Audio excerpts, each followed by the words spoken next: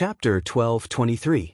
The tens of thousands of Ji province's old soldiers led by Yang Xianxia were lured into a great trap, setting a bad example for the Li Yang dynasty that was previously invincible on their way south. Before Cao Zhangqing even made an appearance, they already lost close to 100,000 elites at Guangling Path's borders. This made those spring and autumn period people who had finally managed to integrate into Zhao family's imperial court with great difficulty feel complicated emotions. They were worried about Li Yang's true strength, wondering if they really had the national strength to contend against Northern Mang and then defeat them in one go. Deep in their hearts, they more or less had an indescribable feeling. Back then, Liang had relied on a large group of generals, including Su Shao, to conquer the world. 20 years later, didn't they still have to suffer defeat in West Chu? As the old saying goes, the river flows east for 30 years and west for 30 years. The Central Plains had been stable for 20 years. It was about time. Could it be that the sky was really going to change? After Yan Jinchuan's army was completely wiped out, the nominal commander-in-chief of the southern expedition, Lu Shengxiang, was still suffering. Although he had not been reprimanded by the emperor, he still had very little military power. It was difficult for him to leave his tent.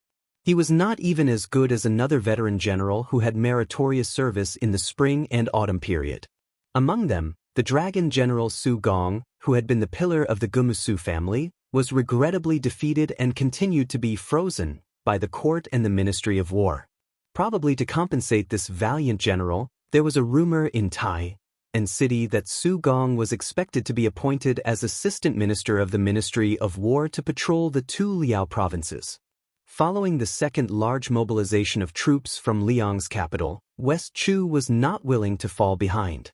Riding on the east wind of two consecutive great victories, a young man named Ko Jianghuai, who had risen to fame in the western frontier, followed closely behind and fought a series of dazzling and beautiful battles. In the eastern front, in a confrontation with the Prince of Guangling, Zhao Yi, who had a unique understanding of military strategy, he actually had a firm grasp of victory. Within 20 days, he had conquered Huangyan Pass, Daijais, and 6 other places, including Huangyan Pass and Daijais. In particular, this man's 3,000 personal guards, called the Flying Ape Army, were able to cross rivers and streams with their armor as swift as apes. They shone brightly in the Battle of Shiping Mountain on the eastern front. Moreover, Ko Jiaowai's military strategy was treacherous. Not only was he good at long-distance raids, every time he captured a city, he did not defend it. He had intercepted and killed Zhao Yi's reinforcements 4 times. Except for one time where he failed, all 3 times he wiped out the reinforcements. Until now, he had already beheaded more than 10,000 people, and his military service was illustrious. As a result, on the eastern front, a large area of transition zone that originally belonged to Zhao Yi to delay West Chu's eastern advance had been cut into pieces. It had fallen to the point where no one dared to defend it, and no one dared to save it, allowing Ko Jianghuai's troops to come and go like the wind, slowly nibbling away. Unfortunately, Zhao Yi's right-hand man, Lu Shengxiang, had already been promoted to assistant minister of the Ministry of War and could be considered a member of the imperial court. Moreover, he was the main general of the southern expedition, so he definitely could not contribute to the spring snow building. The infantry general, Zhang Erbao, stayed in the southern border. Zhao Yi did not feel that a fledgling Ko Jianghuai was really worthy of Zhang Erbao's crusade. Cao Changqing was more suitable. In the end, Zhao Yi used the 500 Li Express to order his trusted subordinate, General Heng Jiang, Song Li, to immediately return to the spring snow building from the northern gate of Guangling. The famous general of Guangling, who took advantage of the rich merchants and profited without restraint, seemed to be in no hurry. It was said that General Heng Jiang, who had a hobby of collecting beauties, had also taken in 2 beautiful women who had met with misfortune on his way south. That was not all. In order to urge this person to quickly head south to defend against the enemy, the Guangling prince even sent his eldest son, Zhao Yuang, out of the city to receive him grandly. It was obvious how much he relied on this general of fortune. If this was only the internal problem of Liang, then the external threat was like a black cloud pressing down on the city, threatening to destroy it. Beimang's million-strong army had begun to head south. Not only were they eyeing Bailiang covetously, but they were also eyeing the fertile land south of Bailiang, the Central Plains. In the first year of Xiangfu, this eventful period, it seemed like there really couldn't be any more trouble. Great Peace City was bustling with noise and excitement. A white-clothed monk who had previously traveled 10,000 li to the west alone left, and then came Qianglong, whose knowledge was as high as the heavens. During this period of time, there was another nameless small figure who occasionally popped his head out, but he quickly returned to silence. Meanwhile, the reason why he was remembered and chatted with for a bit was all thanks to Grand Secretary Zhang's comment: the Bureau of Weapons is not enough to accommodate talent. Regardless of how high or low the Grand Secretary's comment was, this youngster who caught a glimpse of the imperial court was called Sun Yin, a Bailiang person who Great Peace City loathed the most. Now, he held a post in Minxia province, and could barely be considered a low-ranking person. However, the reclusive Sun Yin was quickly forgotten by the capital, to the extent where he couldn't even compare to the little Daoist master Wu Shizhen who came down from Green City's mountains to the capital. After Tantanon kicked up a ruckus in the Ministry of War's Lu Baijia, not only was Huan Wen not blamed by the imperial court, there were instead rumors that Tantanon might very well become the first great figure who completely grasped control of the entire Minxia province in Liang dynasty. His official rank would also begin to truly be on equal footing with Zhang Julu, rising up into the top few first rank in the dynasty. Not only that, there were also people who said that Tantanon's exceptional promotion this time was the emperor's move to kill two birds with one stone. Not only was it to pave the way for Qianglong to become the head of the Hall of Secretaries, but if the rumors were true, then the two departments of the Hall of Secretaries, which were only nominally divided between the two departments of the Hall of Secretaries, would completely break away from the control of the Grand Secretary. At that time, the situation where the blue-eyed girl could cover the sky with one hand in the spring of eternal Hui would obviously be gone forever. As for whether this was true or not, there were probably only a few people in the entire Liang dynasty who dared to pat their chests to confirm it. In fact, one of the two main parties involved, Huan Wen, also didn't know what the situation was like. However, Tantanon, who was about to be trampled on in front of his house, didn't seem to care at all. On the other hand, the noble men of the Minxia province couldn't sit still and used various methods to bring wine to the temporary left servant Shi's mansion to ask for the inside story. Tantanon didn't pretend to be profound and only told them that this was a wonderful thing, and that if he got it he would be lucky. Tantanon also bluntly said that if he, Huan Wen, could be promoted, his original position would definitely not flow into the field of others. Even if he had to go to His Majesty and make a scene, he would shamelessly promote him from his own Minxia province. As soon as these words came out, everyone in the Minxia province was delighted. Chapter 1224. While Minxia province's undercurrents were surging, Sun Yin, who held the post of minor 8th rank clerk, still left on time every day. When Grand Secretary Zhang's comments were widely circulated, there were rumors that Sun Yin would advance to minor 6th rank Fu Baolang. After all, this post could still be considered one of the Son of Heaven's close ministers. Even though it couldn't compare to last year's newly established study office clerk, who was always by the monarch's side, it was still enough to make the younger generation of influential families rather envious. However, this matter was quickly left unsettled. Minxia province's officials didn't like this reclusive outsider to begin with, happy to see him fail.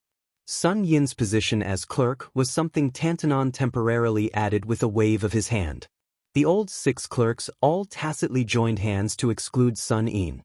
In reality, Sun Yin spent every day in Minxia province's yamen doing nothing, to the extent where he didn't even flip through books or practice writing. He just sat in the darkest corner of the clerk's room. Other than staring blankly, there was nothing else to do. At first, even the clerk's head felt restraining fear towards this young scholar, but in the end he was someone Tantanon personally appointed, so for better or for worse, he still had to leave him a bit of face. How he secretly tripped him up was one thing, but on the surface he could still act amiably. However, as time went on, he discovered that after left servant Shi threw this fella into Minxia province, he didn't pay him any attention at all, not once summoning Sun Yin alone. The only time he stepped foot in was when he discussed past and present with an old and experienced clerk. From start to finish, he didn't even give Sun Yin a single look. As a result, even the last bit of good expression in this yamen was gone. Sun Yin imperceptibly became Minxia province's most leisurely mediocre person, nothing to do, nothing to say, to the extent where he was pitiful to the point where he couldn't make a mistake. Under the autumn rain's dusk, Sun Yin silently walked out of the room, raising his head towards the overcast sky. During this period of time, colleagues occasionally entered and left at his side, but they all turned a blind eye to each other. Then, Sun Yin saw a familiar figure wave towards him. After following, the two walked side by side. When the figures in the distance saw this scene, they were all stupefied. Under the curtain of rain, Tantanon was actually holding an umbrella for a youngster. Yet, that young student who didn't know the immensity of heaven and earth could actually be so calm. Sun Yin opened his mouth and said, "I heard that the Grand Secretary is holding a family banquet today. Is left servant she going to freeload? Aren't you afraid of being rejected?" Huanwen said calmly, "It's Green Eye's business whether or not to see him. It's my business whether or not to go." Sun Yin's brows furrowed tightly. He hesitated for a moment and then said, "Back then, the study in the palace was set up to deal with the Zhang and Gu huts. If there is another head of the secretariat, we will have a falling out." Huanwen smiled and said, "You actually want to say, when the map is unrolled, the dagger will be revealed, right?" Sun Yin nodded. Huanwen didn't continue on this topic. Instead, he asked, "What have you been thinking about recently?" Sun Yin was truly a newborn calf that didn't fear the tiger. He straightforwardly replied, "I want to be Sun Ping first, and then Zhang Julu. Xiangfan City has Lu Su as the king of Jing, and Zhao Sun wrote on behalf of Zhao Sun, and his name shook the capital. In my opinion, it's still a prescription for treating headaches and foot pains." Huanwen smiled and said, "Oh?" Sun Yin said calmly, "I have an essay that I've thought of halfway. For the time being, I already have the 8 characters of ascending the throne, ruling the government, managing the household, and patrolling the borders." Huanwen was experienced and ruthless. He had experienced ups and downs in the officialdom for most of his life. Naturally, he could see the farthest reaches. He laughed softly and said, "It seems like you've written something for His Highness the Crown Prince. You want to teach His Highness how to take over the throne, how to sit on the dragon throne and face 2 groups of old officials, how to act as a filial son and a strict father, and how to stabilize the territory." Sun Yin, "Oh Sun Yin, it's not that I want to take advantage of my seniority, but you're just a poor child who has never been a local official or even touched 100 taels of gold. Aren't you biting off more than you can chew to teach others how to govern the world? That scholar Sun Ping is Qi Yanglong's favorite student, and he's fully learned the art of unhindered travel. And Bai Yin has also been under my teacher's tutelage for many years." Sun Yin asked in return, "Wild carps in rivers and rivers can't jump over the dragon gate?" Huanwen laughed loudly. "It's not impossible to wear white in the morning and look green in the evening." After Huanwen, who was still holding the umbrella, laughed, he sighed emotionally. The good times for scholars have come. Perhaps an article with tens of thousands of words can buy an imperial tutor. At this point, Huanwen turned to look at the young man from Baiyang and asked curiously, "If you're lucky enough to get rid of Sun Ping and Bai Yin, who's next?" Sun Yin pointed at himself. Huanwen curled his lips and forced out 2 words with difficulty. "You deserve to be killed." Huanwen put away the umbrella. The 2 of them sat in a carriage that had already been prepared and slowly drove toward the street filled with nobles. Tantanon lifted the curtain and looked at the familiar buildings. He muttered to himself, "Logically speaking, when the tree falls, the monkeys scatter. But when the time comes, it'll definitely surprise everyone. Let's see if the everlasting Hui spring bamboo that Yin Maochun and Wang Xiongui personally promoted by the 2 of us will immediately change." As they approached the Grand Secretary's residence, Huanwen said softly, "The scholarly sage once said that those who look at the sea find it difficult to see the water, and those who swim in the door of the sage find it difficult to speak. But in the future, there will be more and more people like you outside the door of the sage in the imperial court. I'm afraid that once you have the power of the imperial court in your hands, you'll be responsible for all the people of the world." Sun Yin was silent. When they arrived outside Zhang Julu's residence, Tantanon opened the umbrella and got off the carriage. As Sun Yin expected, the embarrassed Zhang clan gatekeeper told Tantanon that today was the Zhang clan's private banquet and that outsiders were not allowed to enter. It was clear that Tantanon had now become an outsider. Huanwen didn't make things difficult for the gatekeeper, who couldn't be more familiar with him. He nodded lightly and turned to walk down the steps. Sun Yin didn't immediately follow. He looked at the old man's back and then at the dark sky. For some reason, there was no setting sun or afterglow above his head, but Sun Yin still felt that a certain someone had single-handedly propped up an empire and walked into the twilight. With Zhang Julu's death, the empire's last ray of afterglow would also dissipate. Huanwen had probably finally realized that the young man wasn't keeping up with his footsteps. He stopped 100 steps away from the carriage and turned his head to look. He saw that young man with steady steps. He could see from his body a kind of vitality that he himself had once possessed in the past. Turning the tide, who else could it be but me? He still remembered that a long time ago, within his benefactor's sect, from top to bottom, it was publicly acknowledged that only two blue-eyed people could be one Huanwen. But Huanwen had never thought this way. Even though his benefactor and Emperor Xian had decided that he, Huanwen, would be the head of the Minister of Affairs. He had also been willing to serve as a foil for his best friend, Zhang Julu, for several decades. Huanwen suddenly laughed and handed the umbrella in his hand to Sun Yin. "In the future, it's up to you to hold it up." Chapter 12:25. There were many barbarian creek between Shuzhou.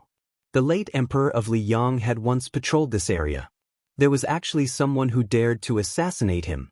What was even more inconceivable was that no matter how hard the spy agency, Zhaogo, searched, they still could not find the assassin.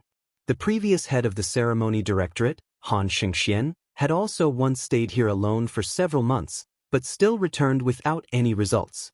Now, because of the Imperial Wood case, the territory of the old Nanzhao was in turmoil. Rebels swarmed in, and the chaos caused a sudden increase in refugees. The refugees all joined in, and the situation became more and more intense. What was worse was that the barbarians, who had been peaceful for many years, were also ready to make trouble. Even the brother of the late emperor, Prince Rui Zhaozi, who had been in charge of Nanzhao for many years, was implicated. The prince's mansion was burned beyond recognition by the volunteer army. It was not until a troop of no more than 60 people quietly infiltrated the miasma that the chaos of gunpowder settled down. As the troop of soldiers continued to advance south, the truth came to light. This was another troop of soldiers with a different surname after Su Shao, under the command of Qin Jibao. The Nanzhao government did not dare to give orders to this troop. They could only secretly report to their superiors. The post was sent to the capital, and after the report reached Great Peace City, it was completely lost. The Southwest Army, who had waited bitterly to no avail, simply turned a blind eye. Fortunately, the 60 or so people did not disturb the people, nor did they have any dealings with the government. Along the way south, with less than 100 people, they exterminated 16 barbarian Creek tribes of various sizes that took advantage of the chaos. Their power was not to be underestimated. In the end, only the Xiaxi remained, and the Zhou family of Longtime met a tragic end. More than 600 people, including the old, the young, the women, and the children, were all killed. Everyone's corpses were hung on stilts. Especially when it was said that the troops under the jurisdiction of Nanzhao were the direct subordinates of the king of Shu, Qin Jibao, had come to quell the rebellion. Very soon, no one dared to provoke the bad luck. The people of Shu and Zhao hated the poison warrior Li Yishan and the fat pig Lu Qior to the bone. Although at that time, the villain Qin Jibao was only watching coldly from the sidelines, but in the eyes of the people of Shu Zhao who were afraid of being killed, let alone Qin Jibao, who was once the Minister of War, as long as they came from the old 3 provinces of Bailiang, they would not dare to provoke them. In these 10 years, even those barbarians of Shu Zhao who did not accept persuasion, even if they caught Bailiang merchants who came to the south to do business, as long as they had an identity card, left their belongings, and did not harm their lives, they were all respectfully sent out of the country. From this, it could be seen how deep the wound that the Su family had cut in the land of Shuzhou with a cold knife was. In the hundreds of thousands of barren mountains, there were countless Miao villages scattered like stars in the sky. Those Miao people who were involved with the outside world were called mature Miao by the officials, and those who had never appeared in the world were called raw Miao. Both names were full of a condescending derogatory meaning. In the hinterland of the old Nanzhao, a group of people were resting midway. Under their feet was a dirt path that was not commonly seen in the rolling mountains. There were 3 piles of white stones on the side of the path, indicating that there would be a Miao village not far away. This group of people were all wearing armor and carrying crossbows and sabers. The clothes under the armor were tattered, and they all wore sturdy straw sandals woven by themselves. They were all strong. Although they had traveled a long distance, they did not look dispirited at all. Their eyes were especially sharp, like eagles patrolling the mountains. Next to the pile of stones stood a handsome man who looked to be in his early 30s. His aura was calm, and the armor he wore was no different from the soldiers nearby. His saber was the same, and it was impossible to tell his specific identity. However, there was a tall and sturdy man standing next to him. His entire body was covered in a murderous aura, and his appearance was more in line with the identity of a general than the former. Other than the 6 people who took turns acting as temporary scouts to investigate the terrain, there were more than 50 infantrymen near the 2 of them. Even though they seemed to be resting casually, upon closer inspection, there were many rules. 5 people formed a group, and 5 people formed a standard. Regardless of whether they were sitting, squatting, or standing, there was a clear boundary and distance between each group. Logically speaking, these 60 or so people were at most 3 standard commanders and a dozen or so corporals. However, even the commoner who had not seen the world could feel that none of the people here were people who would submit to the position of standard commander. In reality, when they first entered Nanzhao from Western Shu, there were a total of 70 people. The lowest official position was a commandant with real power in Shu. There were as many as 20 lieutenants, and as many as 4 generals. These people had different backgrounds and circumstances, but they all had one obvious thing in common. That was, they were all young. The oldest was no older than 40 years old. In this way, the Western Shu Dao, which had become a vassal after that villain slaughtered his way out of the capital, could be said to have sent out all the young military officials. Among them, the person with the highest official position was the general of Bazhou, Dian Xiongzhu, who had been the confidant of the new king of Shu for many years. Before he entered Shu, he was a 3rd-rank general in Bailiang. He held the military power of 6,000 iron-footed cavalry. Together with Wei Fuqing, he was the confidant of the then protector general of Bailiang, Chen Zhibao. The other 3 generals were the Ani general Fu Tao, who was stationed at Wenshan, the Zhaolai general Wang Zhuowu, and the Shu prefecture deputy general Huyen Wanbao. The 3 generals were all around 35 years old. Their titles were not flashy but useless. Fu Tao was the prince consort of the fallen Western Shu. Wang Zhuowu was a descendant of the old southern Tang who had moved into Shu. Huyen Wanbao was a native of the barbarian tribe. His brother, Huyen Baobao, was the only fierce general that the Western Shu Dao could bring out to compete with Lu Xingxiang. With such a group of fiends and gods of death gathered together, it was no wonder that they were able to move through the territory of the old Nanzhao like there was no one there. After more than 40 battles, large and small, only 8 people had died, and 2 of them had died of illness.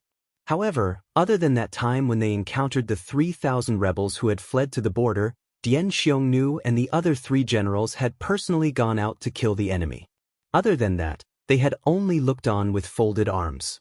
Even if the news of the military merits and casualties of this group of soldiers and horses were spread out, it was believed that no one would believe it. Dian Xiongnu, whose hair was disheveled like a lion, gritted his teeth and said angrily, "According to the spy report that Zhao Go gave us, that Western Shu bastard surnamed Su has been hiding in the stronghold up ahead these days. When I catch him, I must peel off his skin and pull out his tendons to prevent him from daydreaming about reviving his country." Chapter 12:26. When Dian Xiongzhu was talking to himself loudly, no one interrupted him, which made the former Baoyang's four fangs even louder. During this journey, Wei Fuqing, Master Wei, had to stay behind in Shishu Dao to preside over the overall situation. Che Yi, that little northern barbarian, also had to stay behind in the territory to enjoy a comfortable life. Only he, the old minister, had the most difficult life. Clearly, there were people he could kill, but he still had to obediently hold back and not make a move. What was the difference between this and having a little girl take off her clothes and flirt on the bed but not being able to eat? During the march, he had to not touch a drop of wine. It was even more impossible to find a tender and beautiful woman to relieve his lust. Dian Xiongzhu was about to suffer internal injuries from holding it in. However, even if he was the second-grade general with the most powerful military power in Shishu, even if he was the minister supporting the dragon, who followed the new king of Shu into Shishu, he still did not dare to violate the military order. At this moment, two scouts who were not patrolling in the direction of the Miao stockade returned with a boy and a girl. Dian Xiongzhu's eyes widened. Damn it, where did this pair of children come from? They are too reckless. How could ordinary people wander freely in the land of the barbarian seedlings? However, although Dian Xiongzhu had always been teased by Wei Fuqing that his head was kicked by a horse when he was young, he was not really stupid. After a few more glances, he could see that the two children were not ordinary. The boy was bald and wore a kasaya. Obviously, he should be a monk from the Central Plains. As for the style of the kasaya, Dian Xiongzhu could not figure it out. Anyway, although it looked shabby, it had the temperament of an eminent monk from a big temple. As for the girl, she was delicate and pretty. Her skin was a little tanned due to the wind and the sun, but her eyes were cool and clear. Although Dian Xiongzhu was addicted to martial arts and killing, he was not a notorious general. In those years in Baoyang, there had never been any cases of bullying men and women. As for how vicious he was to the Baimang barbarians, it did not affect Dian Xiongzhu's excellent reputation in the border army. In fact, it was impossible for Chen Jibao's subordinates to have such a lawless devil like Lu Qiu.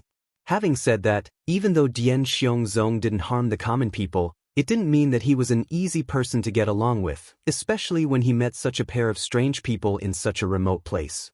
He took a big step forward and was about to ask in a deep voice when the silent handsome man beside him also took a step forward.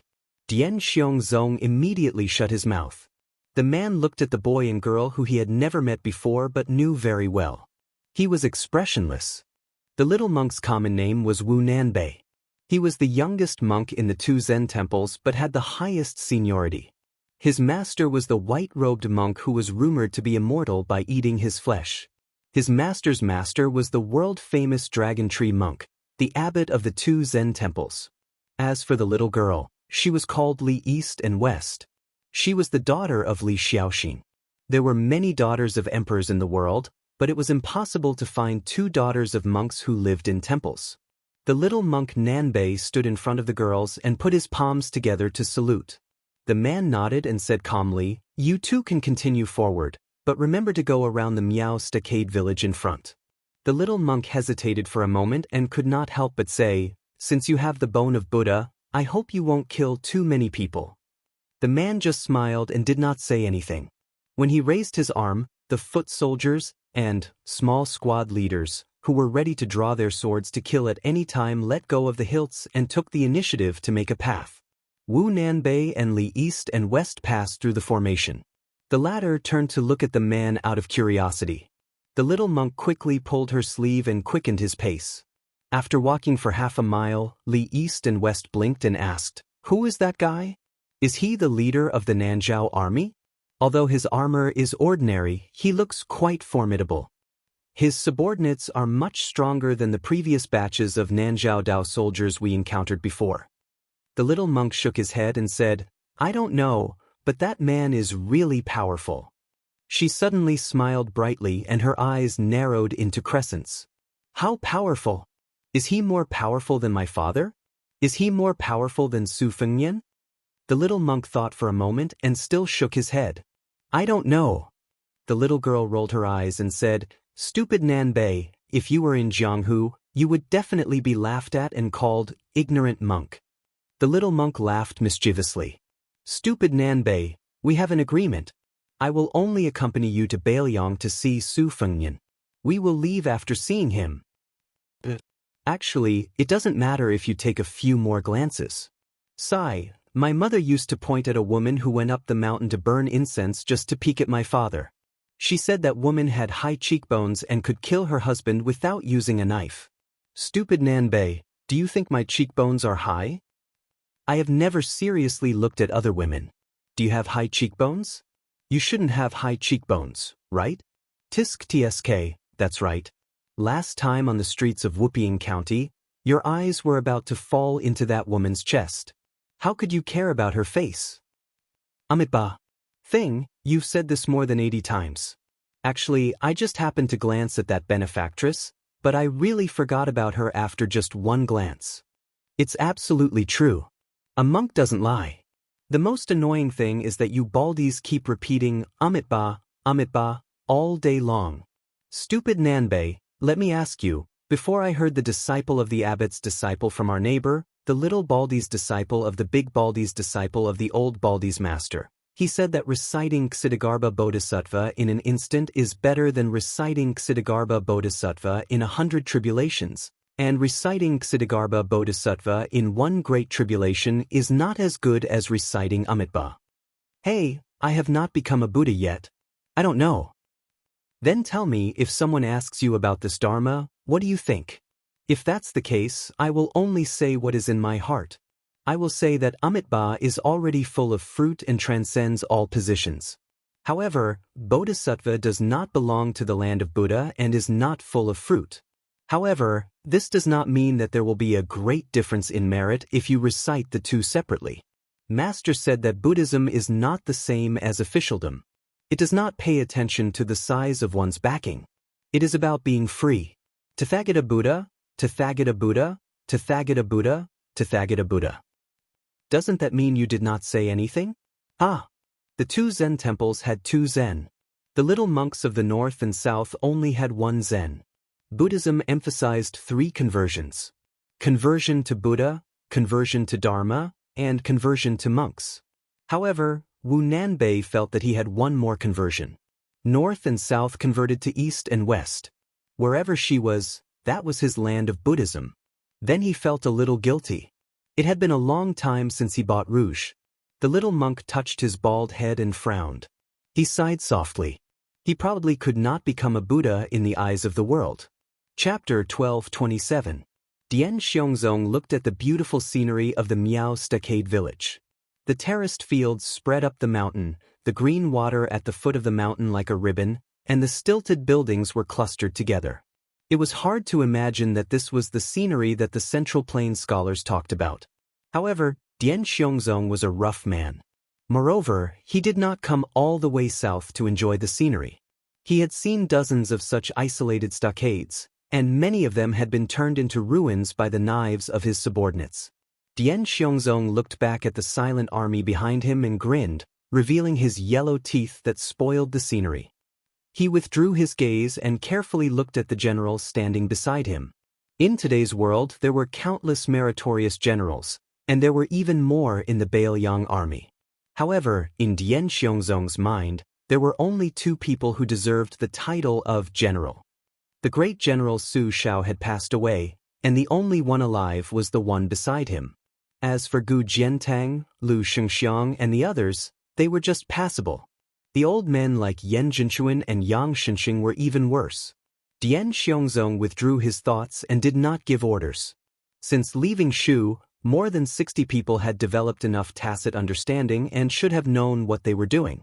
Moreover, not to mention King Fu Tao, Wu Huyan, and Bai, and who were real high-ranking generals, none of them were really ordinary soldiers. Any one of them was a person who could not be underestimated in the officialdom of Shishu. Before leaving Shu, there were also some fearless troublemakers who were unruly and difficult to tame. Weren't they also convinced that they were more obedient than his wife? Along the way, from the initial mutual suspicion and contempt, to the end, everyone took the lead, everyone was wounded, and everyone regarded each other as fellow soldiers who could exchange their lives. It seemed unimaginable, But Dian Xiongzong was not surprised at all because this was the invincibility of the person he followed. That person's military strategy had always been very simple. It was nothing more than two kinds of generals and soldiers. He had not been in Shu for long, so he did not go around buying people's hearts and building relationships. He just pulled this group of young and strong generals, who he privately said were not yet terminally ill, to the chaotic territory of the old Nanzhao to harvest people's heads and teach them how to kill people with their own hands. Finally, when they were free, they could figure out how to lead troops to kill people in the future. Dian Xiongzong had followed him for many years. Logically speaking, he understood all the principles. Even if it was a military book that he had personally written, he could still brace himself and recite a few thousand words. However, he was exactly the same as all the direct subordinates under his command. He knew what to do, but he could not do it well. Dian Xiongzong sometimes drank and chatted with Wei Fuzi, who liked to babble on and on about profound and unfathomable words. Over time, Dian Xiongzong was too lazy to think about it. In any case, he only believed in one point: following the general to break through enemy lines and kill the enemy. His side would only win the battle without any suspense. The difference was only the size of the battle results. Probably sensing that Dian Xiongzong had been staring at him for a long time, that person turned his head and cast a questioning gaze. Dian Xiongzong, who was now the commander-in-chief of the Western Shu army and also the general of Bazhou, chuckled and asked, "General, that boy surnamed Su is, in any case, the dragon son of the previous emperor of Western Shu. He must have masters protecting him at his side. How about letting me make a move to satisfy my cravings?" That person smiled, neither agreeing nor refusing. Dian Xiongzong immediately blushed. He knew that this idea was definitely dashed. Moreover, he did not have the courage to continue pleading. The general had always been like this. The rules he set could not be broken even by the heavenly emperor. During this training, other than the soldiers and the people like them who had temporarily become pawns, the general himself had never made a move, regardless of whether the battle was good or bad. But then again, if the general was willing to make a move, what could those people do? Thinking of this, Dian Xiongzong's heart was somewhat resentful. Let's not talk about how much of the number one in the world title that you snatched from Wang Xianji's hands. Do you really think you can withstand the iron hooves of the Beimeng coming south? Dian Xiongzong seemed to have forgotten that if someone had told him that His Royal Highness could become a martial arts expert, he would rather believe that he was a woman who could give birth to children. When His Royal Highness went to Mount Wudong to cultivate, whether it was him, the teacher Wei Fuqing, or a group of Bailiang generals, they had all ridiculed him. In all likelihood, this kid had taken a fancy to a beautiful Taoist nun on Mount Wudong. Practicing the blade was not too clever of a cover. Ani General Fu Tao, Zhaolai General Wang Chaowu, and Shuzhou Deputy General Huyen Wanwan were respectively nicknamed Prince Consort, Foolish Young Master, and Tiger Eater. The three of them had completely different natures, but without exception, they were wholeheartedly convinced by that taciturn man. Wang Chaowu came from a noble family. In his free time, he could speak freely with that person, talking about books, gold, stone, and exegesis. It was not strange that the martial arts fanatic Huyen Wanwan could talk about martial arts with that person. However, Fu Tao was famous for his unsociable temperament, yet he could chat happily with that person. In any case, Dian Xiongnu was not surprised. The general seemed to have never lost a battle in his life. On the battlefield, the Liang court and common people all knew of his military exploits. In the field of love, wasn't it the same? He had just arrived at the Western Shu Road, and he had already been praised by the Rouge for his beauty, xiexie, and love at first sight. As for the officialdom, even His Majesty the Emperor held the general in high esteem. As soon as he entered the capital, he made the general the Minister of War. Currently, he was the Shuang Lu of the Ministry of War. Lu Baijie and Lu Shengxiang were only assistant ministers. How could they compare to their own general? In the Miao stockade village near the mountains and rivers, when they saw the brazen intrusion of this army, almost all of the Miao people knew that they were in a dead end. These Miao people, who were supposed to be isolated from the world, had unexpectedly taken out swords and armors from nowhere. Most of these armed people were old.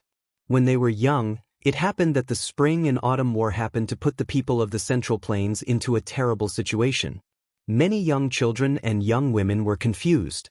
They did not know why their fathers and husbands suddenly had those shiny weapons. Some white-haired old Miao people even put on rusty armors. If it was not for this unforeseen event, the former would probably never know that this secret was hidden in the stockade. After all, the stockade village was not the kind of military town that was used to seeing the smoke of war and hearing the sound of horse hooves. When faced with the emergence of this group of Western Shu elites, they were completely defenseless. Before they appeared at the foot of the stockade village, some of the Miao people who had just returned from work were shot dead on the spot. The arrows either pierced through their chests or through their skulls. Almost all of them died in a face-to-face confrontation. At most, they could only turn their backs and did not even have the time to take a step back. The most terrifying thing was that these armored soldiers did not speak before and after they killed the Miao people. After they killed the Miao people, the person who fired the crossbow only silently pulled out the arrow from the corpse and put it back into the quiver. In the middle of this, there was a young couple of Miao people who were whispering sweet nothings to each other by the river. The young man was an agile expert in this stockade village. He had once fought with a ferocious tiger with his bare hands.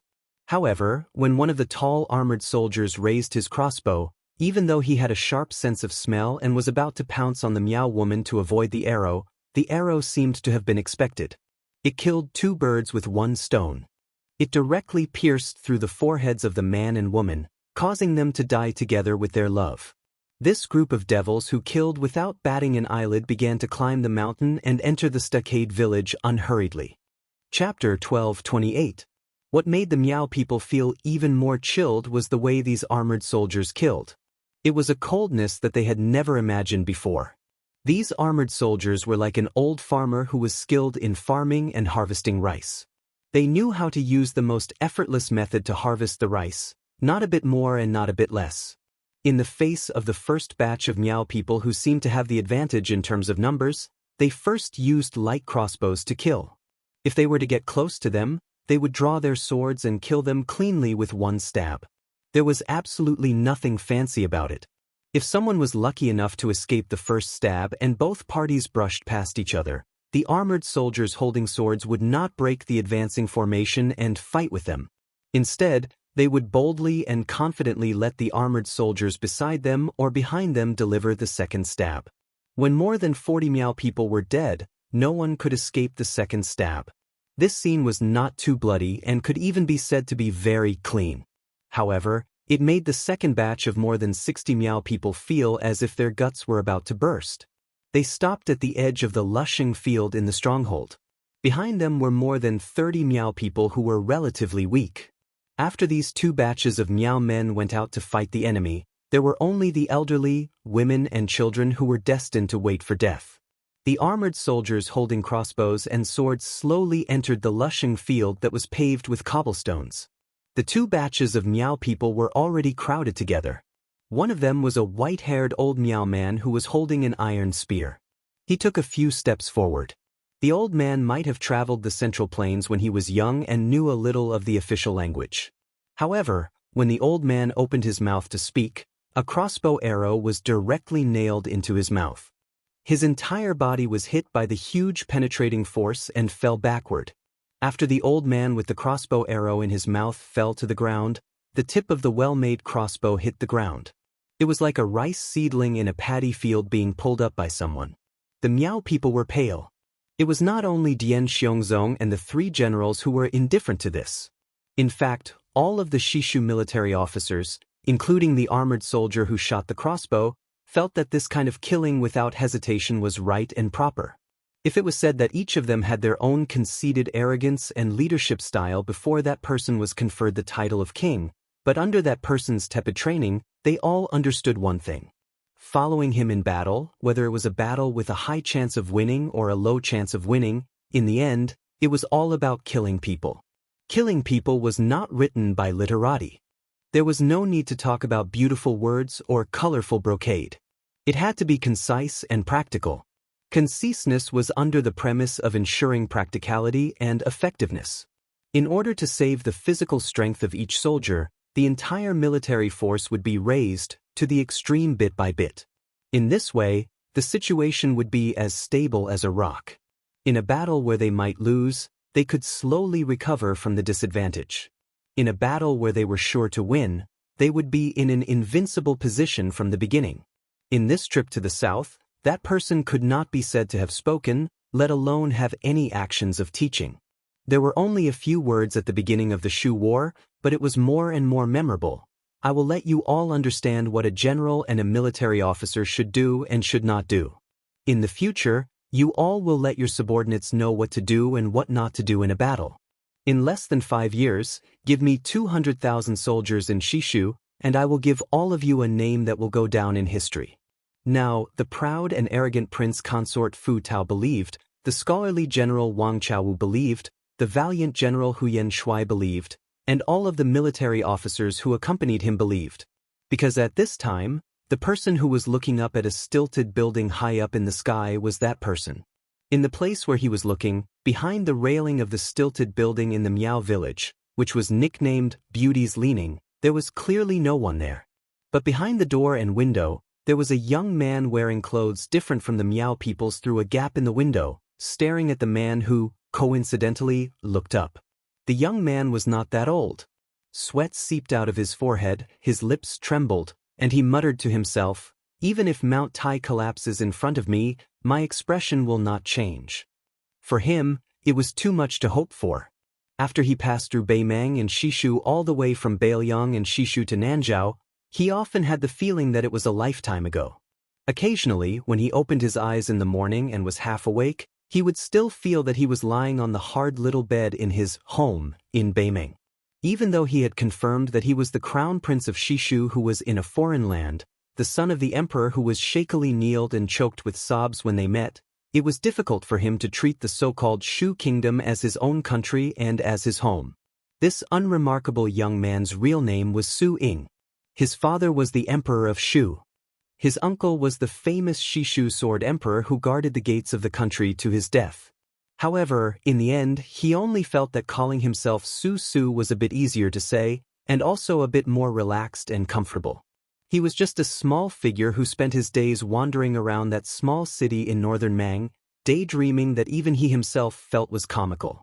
So after he came to Nanzhao with her, other than reluctantly socializing with those old nobles who were unreachable a decade ago, he liked to take her outside to relax and breathe.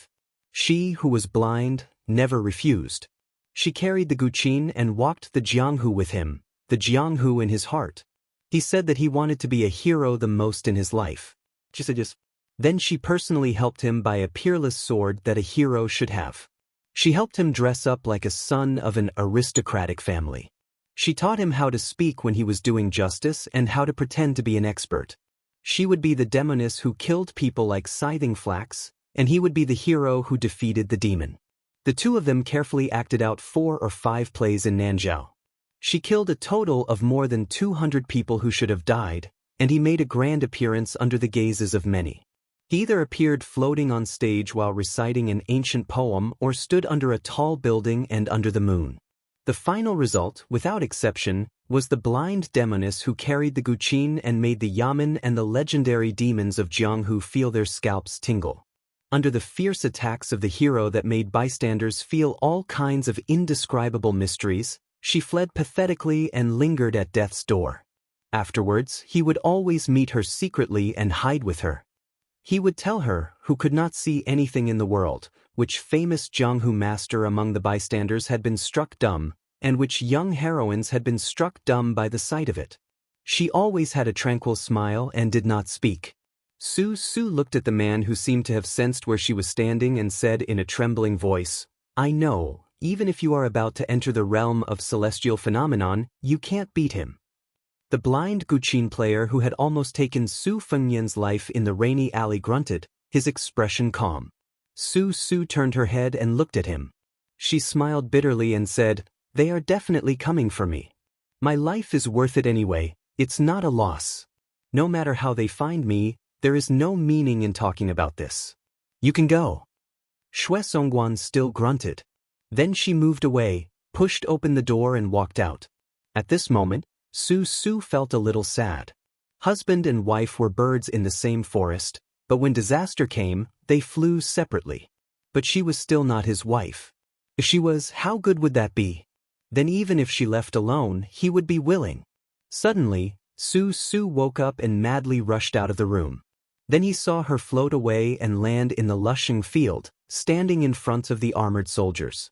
Su Su suddenly cried and laughed.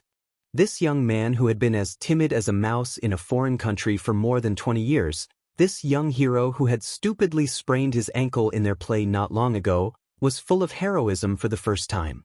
He leaned against the railing and yelled at the top of his lungs, "Wife, wait for me." But Xue Songguan did not allow his heroism to reach the clouds for too long. She pulled off the cotton cloth wrapped around the guqin and lightly plucked a string. Su Su, who was leaning behind the beauty, immediately fainted. Then she, who was blind, turned her head and looked back. She only felt some regret. Everyone said that the Chu Sanren had died. She could not see, he could not hear. Chapter 12:29. Huyan Swan, who loved to cook the brains of tigers, frowned. The Yuzhou deputy general, whose stature was the shortest among the many Shu armored soldiers, did not look at the blind zither player who had walked right into the trap. Instead, he pointed at the railing of the stilted building.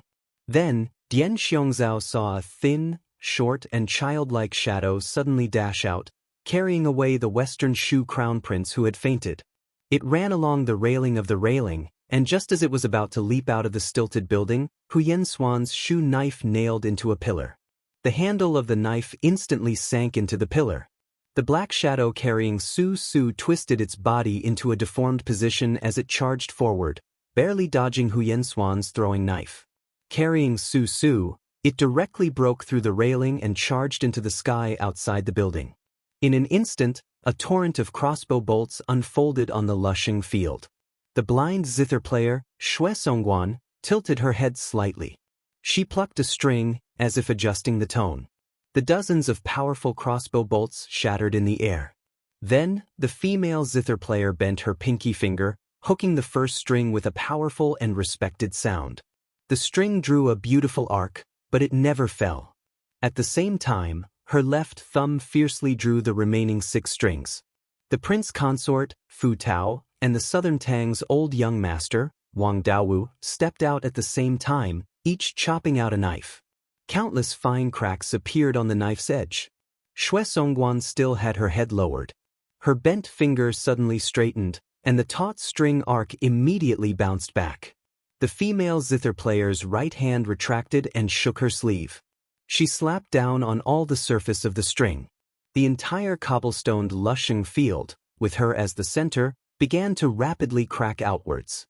Of the Shu armored soldiers, Huyan Swan was the vanguard, the only one who did not retreat but instead advanced.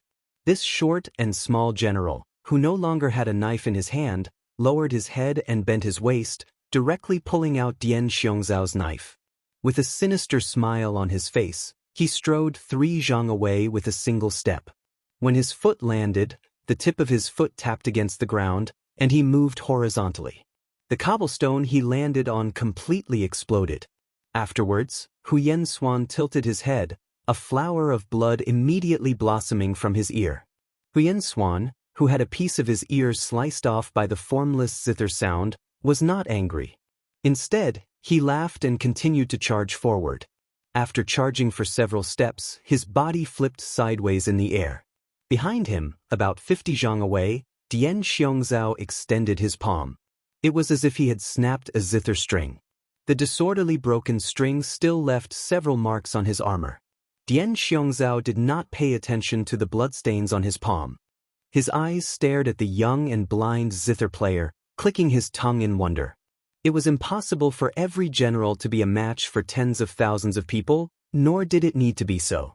Just like Dian Xiongnu, who was recognized as having outstanding martial arts strength, was actually just a level 2 expert.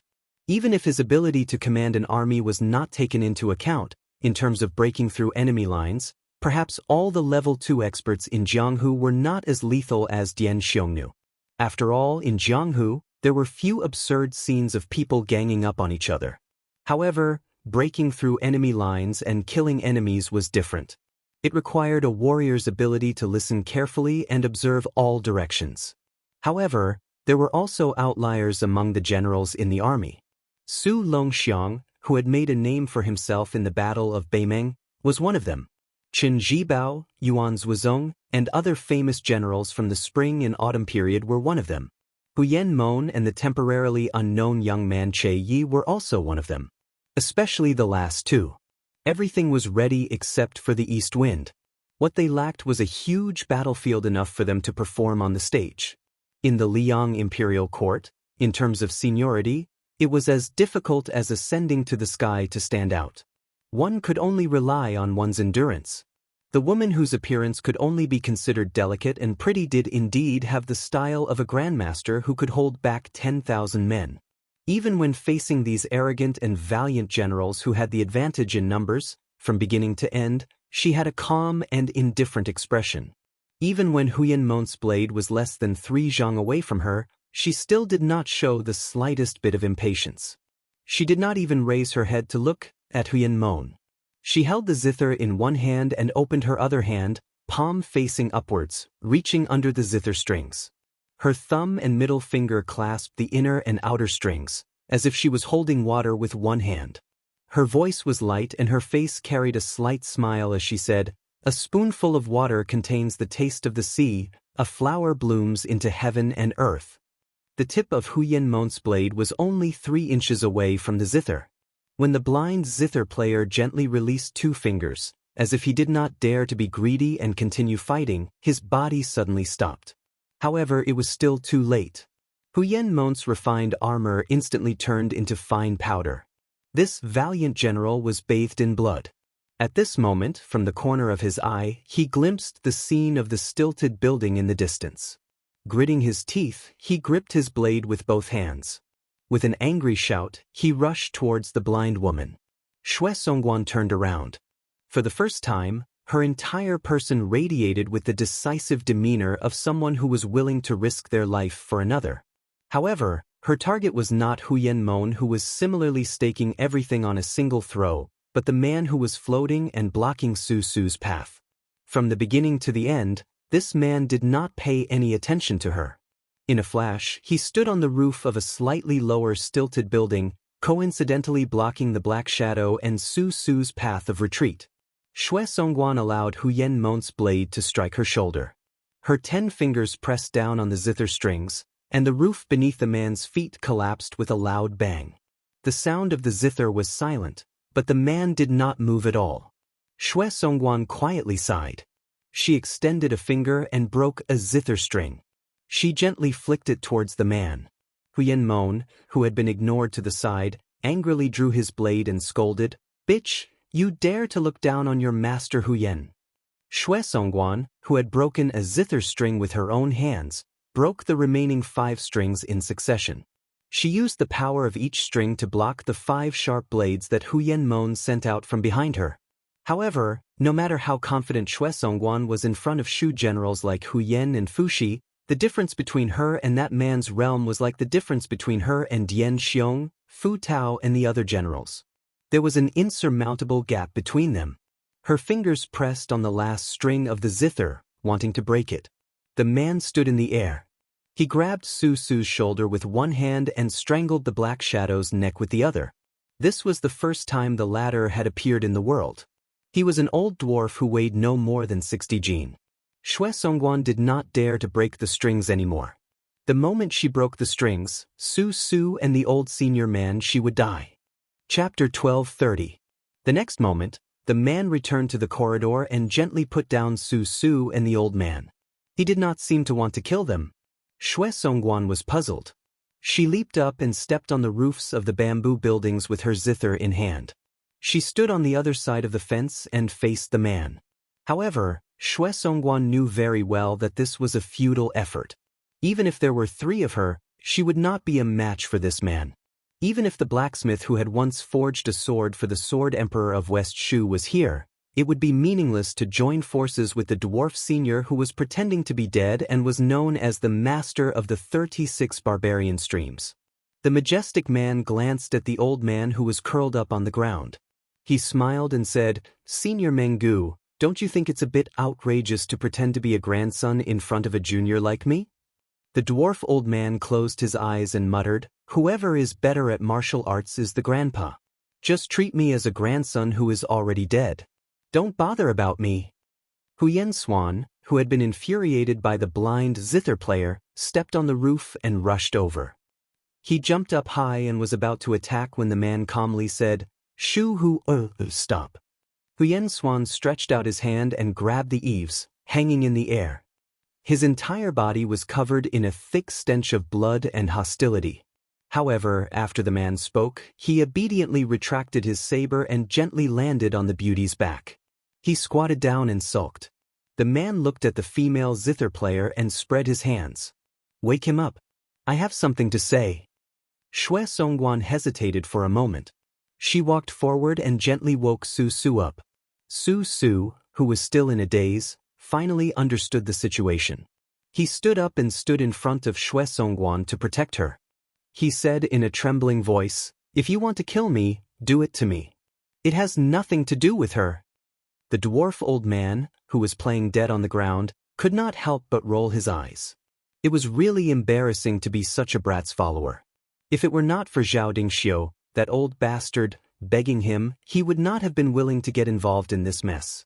Back then, he had almost pulled out the tendons of that man-cat and skinned him. He really did not want to have anything to do with the experts of the Central Plains anymore. What's more, this bullshit crown prince of Shishu was also a disappointment. How was he worthy of serving and risking his life? He was timid and short-sighted. All he knew was to wander around and pretend to be a hero. He didn't do any proper work and just muddled along. Shishu might as well not have such a crown prince who returned to his hometown in glory from Beimeng. Then, Su Su asked a question that made Huyen's face twitch. "Who are you?" The man was stunned for a moment before he chuckled and said, "Qin Jibao." Su Su was so scared that he took a step back. His legs were weak. Fortunately, Xue Songguan supported him, so he did not collapse on the ground. He was the villain too from the Great War of Spring and Autumn. He was the white-clothed soldier Immortal mentioned by the current emperor. He was Gu Jiantang's descendant, Liu Baijia's predecessor, the minister of war of the Liang dynasty. He was now the king of Shu. Chen Jibao turned to look at the foot of the mountain and said indifferently, "The reason why I didn't kill you, Su Su, is because I want to do business with Zhao Dingxiu. This business was originally done with you by Bailiang, but after I was conferred the title of King of Shishu, I cut off the connection between you two. Bailiang is now at most sending you some money secretly. Don't even think about passing through the Shu border.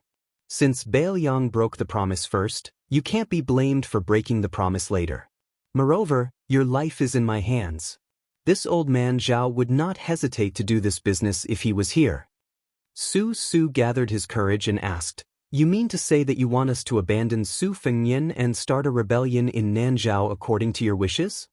Speaking until here, Su Su sneered and said, "Bah, it's true that my martial arts are not good, but I'm not an ungrateful person." The dwarf old man whose life was hanging by a thread was so angry that he jumped up and gave this idiot a slap. Then, he continued to lie on the ground with his limbs in the air. He did not forget to say angrily, "If you want to die, then die. Don't implicate your grandpa Mengu." Chen Jibao chuckled and said, "Ungrateful?" Su Su did not know where his courage came from. He straightened his neck and said with a red face, "I don't like Su Fengnian, and I don't like people like you even more." Chen Jibao did not argue with him. He said to himself, "In this world, there are differences between public and private affairs. Just like these Miao people sheltering you, the crown prince of a fallen country, because they were indebted to this old man Zhao for not killing them. This is an eye for an eye. Thinking about it, before they die, they still owe you, Su Su." Chen Jibao ordered, "Chu Hu, go and kill them. Kill them all." Huyen Swan carried his knife and left. Soon, the Miao stockade village was filled with cries and blood splattered everywhere. Chen Jibao did not look at Su Su, who was gritting his teeth. He asked, "As long as you say to stop, I can make them stop." Su Su was in a dilemma. He closed his eyes and did not dare to look at the Miao people who were drinking with him yesterday. Now they were lying in a pool of blood. The young and strong Miao people in the stockade were almost all dead. Next would be the defenseless women and the elderly. Su Su turned his head and looked at Xue Songguan in a daze. He asked helplessly, "Will the headmaster agree?" The blind female zither player wanted to say something but stopped. Su Su lowered his head and said sadly, "Yes, as long as we can restore the country, the headmaster will definitely agree." Chen Zhibao said calmly, "I promise you in the future, you can call yourself a king in other places except for Shishu." Su Su sobbed, "What does this have to do with me? I have never thought about restoring the country. I have never thought about those unreachable dynasties." Chen Zhibao laughed. "Unreachable? Because of your mistake, another 37 Miao people have died, and the number of deaths will continue to increase. If you, Su Su, are a useless person who does not care about great kindness and righteousness, then you don't even care about small kindness and righteousness." Su Su raised his head and roared, "Stop!" Chen Zhibao smiled and was indifferent. Su Su rushed to Chen Zhibao with red eyes. He raised his fist and punched, "I asked you to stop, did you hear me?" Without Chen Zhibao making a move, Su Su flew out and was caught in Xue Songguan's arms. Chen Zhibao raised his arm and the killing in the village stopped. Chen Zhibao narrowed his eyes and looked into the distance. He said sarcastically, "If I said that Zhao Dingxiu found me a month ago and wanted to abandon Bailiang and form an alliance with me, would you believe me?" Su Su, with blood seeping out of the corner of his mouth, said in a daze, "Impossible, impossible." Chen Zhibao did not look at Su Su. He looked at Xue Songguan. "Go and tell Zhao Dingxiu that I agree. Shishu will give you 30,000 soldiers and horses in half a year. Within a year, you can either eat up Nanzhao and then sit down to talk, or be eaten by me." Xue Songguan was expressionless and nodded. She helped Su Su away from the beauty seat. The dwarf old man who had escaped death chuckled and stood up. He patted his butt and was about to leave. But a voice came from behind him, "Menggu, when someone accompanied the late emperor on a tour of Shu Zhao, you seem to have called him Lame Su when you tried to assassinate him?" The old man stopped and did not dare to move. He laughed dryly, "I've long forgotten about the past. King of Shu, you are a magnanimous person. Just let me go like a fart, okay?" The next moment, Chen Zhibao held Menggu's head in one hand. The old man's headless body collapsed in the corridor. Chen Zhibao threw the head in his hand into the distance and laughed. Chen Zhibao, real name Chen Zhibao. What a good way to repay kindness. Chapter 12:31. The northern Liang of the northwest border had always had the world's fastest saber, the strongest crossbow, the best horse, and the strongest wine. Unfortunately, a few years ago, there had never been a top master here. Hong Shixiang of Wudong had only appeared briefly, and Li Chungang, who had made a comeback, was not a native of the northern Liang. At that time, Chen Zhibao and Su Yanbing had not even entered the martial arts role. It was not until the new prince of Liang, Su Fengnian, appeared out of nowhere. He first entered the martial arts role, and then killed Wang Xinji in the territory of the northern Liang that the people of Liangjiang who believed that the rise of the Fish Dragon Gang was just an impromptu stroke by Su Fengnian. As Su Fengnian showed his outstanding strength in Liang, the Bailiang Frontier Army and the Liang Temple changed the most. It was not the Bailiang Frontier Army or the Liang Temple, but the people in Liangzhou who had personally experienced His Royal Highness's debauchery.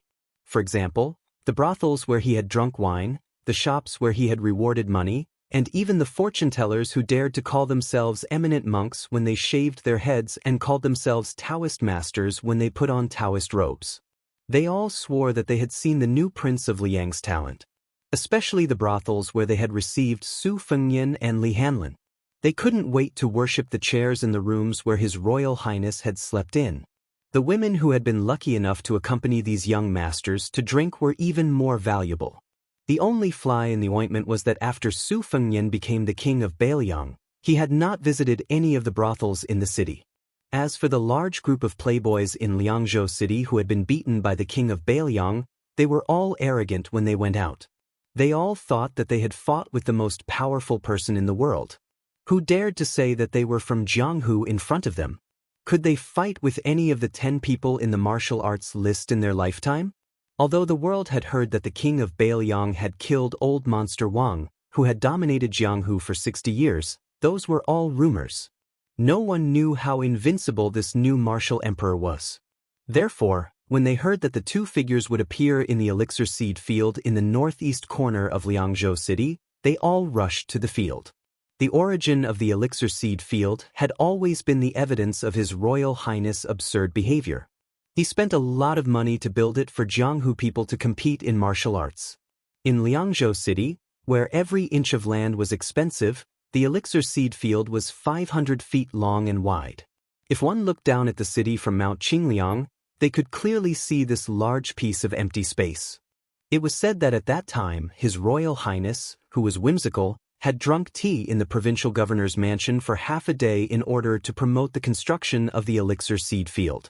Only then did the provincial governor have to take the risk of being beheaded and use 400,000 taels of military pay to build the elixir seed field. For so many years, the elixir seed field had been a place for Jianghu people to show off their skills. Not to mention Jianghu experts, even level 2 masters didn't want to go there to show off. Over time, the elixir seed field became a playground for the children from the rich and powerful families. It was very suitable for flying kites and riding bamboo horses. However, this time, it seemed that they were serious. When the Wu family's cavalry was about to die, the king of Bailiang was going to compete with an unknown swordsman who was over 100 years old. Suddenly, there was a commotion. On the way to the elixir seed field, countless rumors were spread. Some said that the unknown swordsman with snow-white eyebrows was the family head of the Wu family's sword tomb. Some said that the old swordsman was one of the 4 disciples of Wang Xinji who defeated Linya and the groom. Some said that the king of Bailiang agreed to the battle to win a smile from a beauty. As for why he moved the venue from the king's mansion to the elixir seed field, it was because a certain concubine was good at managing her household. She felt that fighting on Mount Qingliang would damage the tide-listening pavilion. Because the old swordsman with long eyebrows and one arm arrived at the elixir seed field first, the king of Bailiang didn't arrive quickly. Instead, he rode an inconspicuous carriage and left slowly. This gave the well-informed citizens enough time to watch the battle. Sui Xiegu, who was the first to arrive at the elixir seed field, stood at the upper left corner of the training ground. His snow-white eyebrows fluttered in the wind. The old man stretched out 2 fingers and stroked one of his eyebrows. He didn't look nervous at all. The old man turned a blind eye to the crowd outside the field. His expression was calm, but he couldn't help but sigh in his heart. He thought that he could resist the urge to fight, but it seemed that he couldn't be as calm as still water after fighting that brat.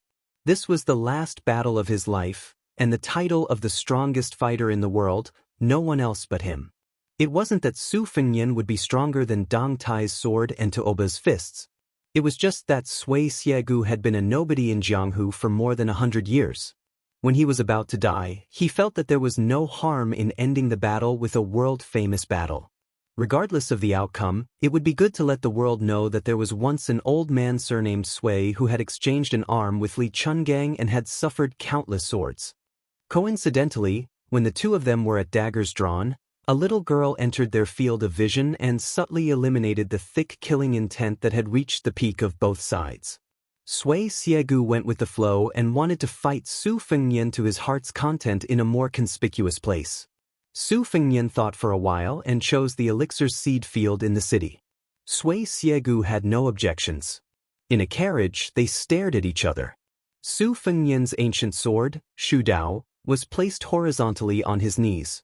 The future concubine of Bailiang, the head of the literary circle, stared with her eyes wide open. Wang Chudong stared hard at her husband who she had fallen in love with at first sight. Her small face was overflowing with color. She felt a little guilty and carefully asked, "Did I appear at the wrong time?" Su Fengnian's expression was gentle. He stretched out his hand and rubbed her head. He smiled and said, "You are always a timely rain for me." Wang Chudong tilted her head with a puzzled expression. Su Fengnian explained, "There are too many things to worry about in a life and death battle with Senior Sui at Tide Listening Lake. More or less, my hands and feet are tied. Wang Chudong frowned and waved her fists. She said angrily, "Why do these old Jianghu seniors always like to find you to fight and kill? They don't have any respect for their elders." Su Fengnian couldn't help but laugh. It can't be helped. Even after a few decades, there's still that much of a difference in seniority between us. It's not a year more, not a year less. Su Fengnian reached out his hand to touch the ancient scabbard of the Shudao sword and lamented, "In the Jianghu, in the final analysis, it is nothing more than seeking freedom.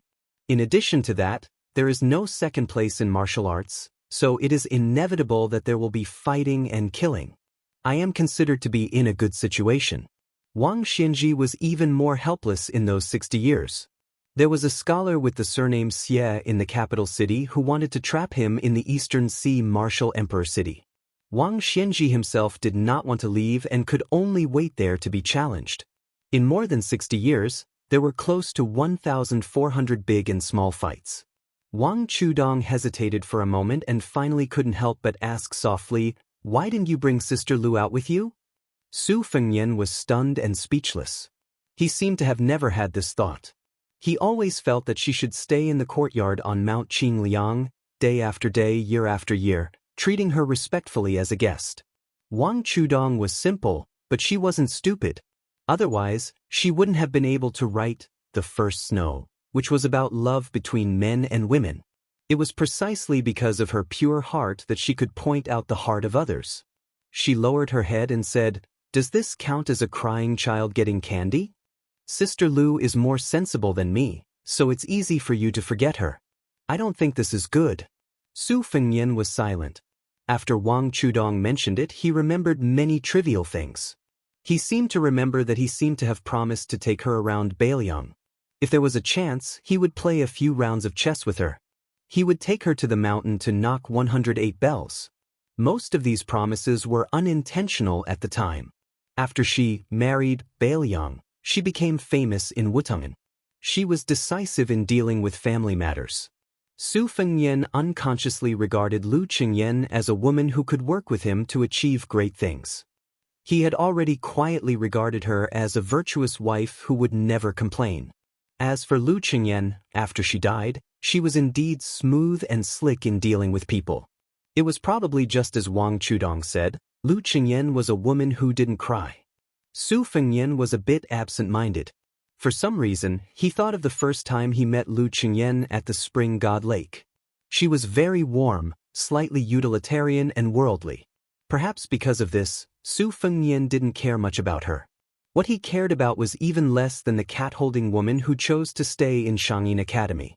Su Fengnian chuckled and said, "If I can withstand the northern Mang cavalry's advance south, then the things I promised her, I will do them all." In the Bailiang Palace on Mount Qingliang, there was a private courtyard. The inner hall was dark.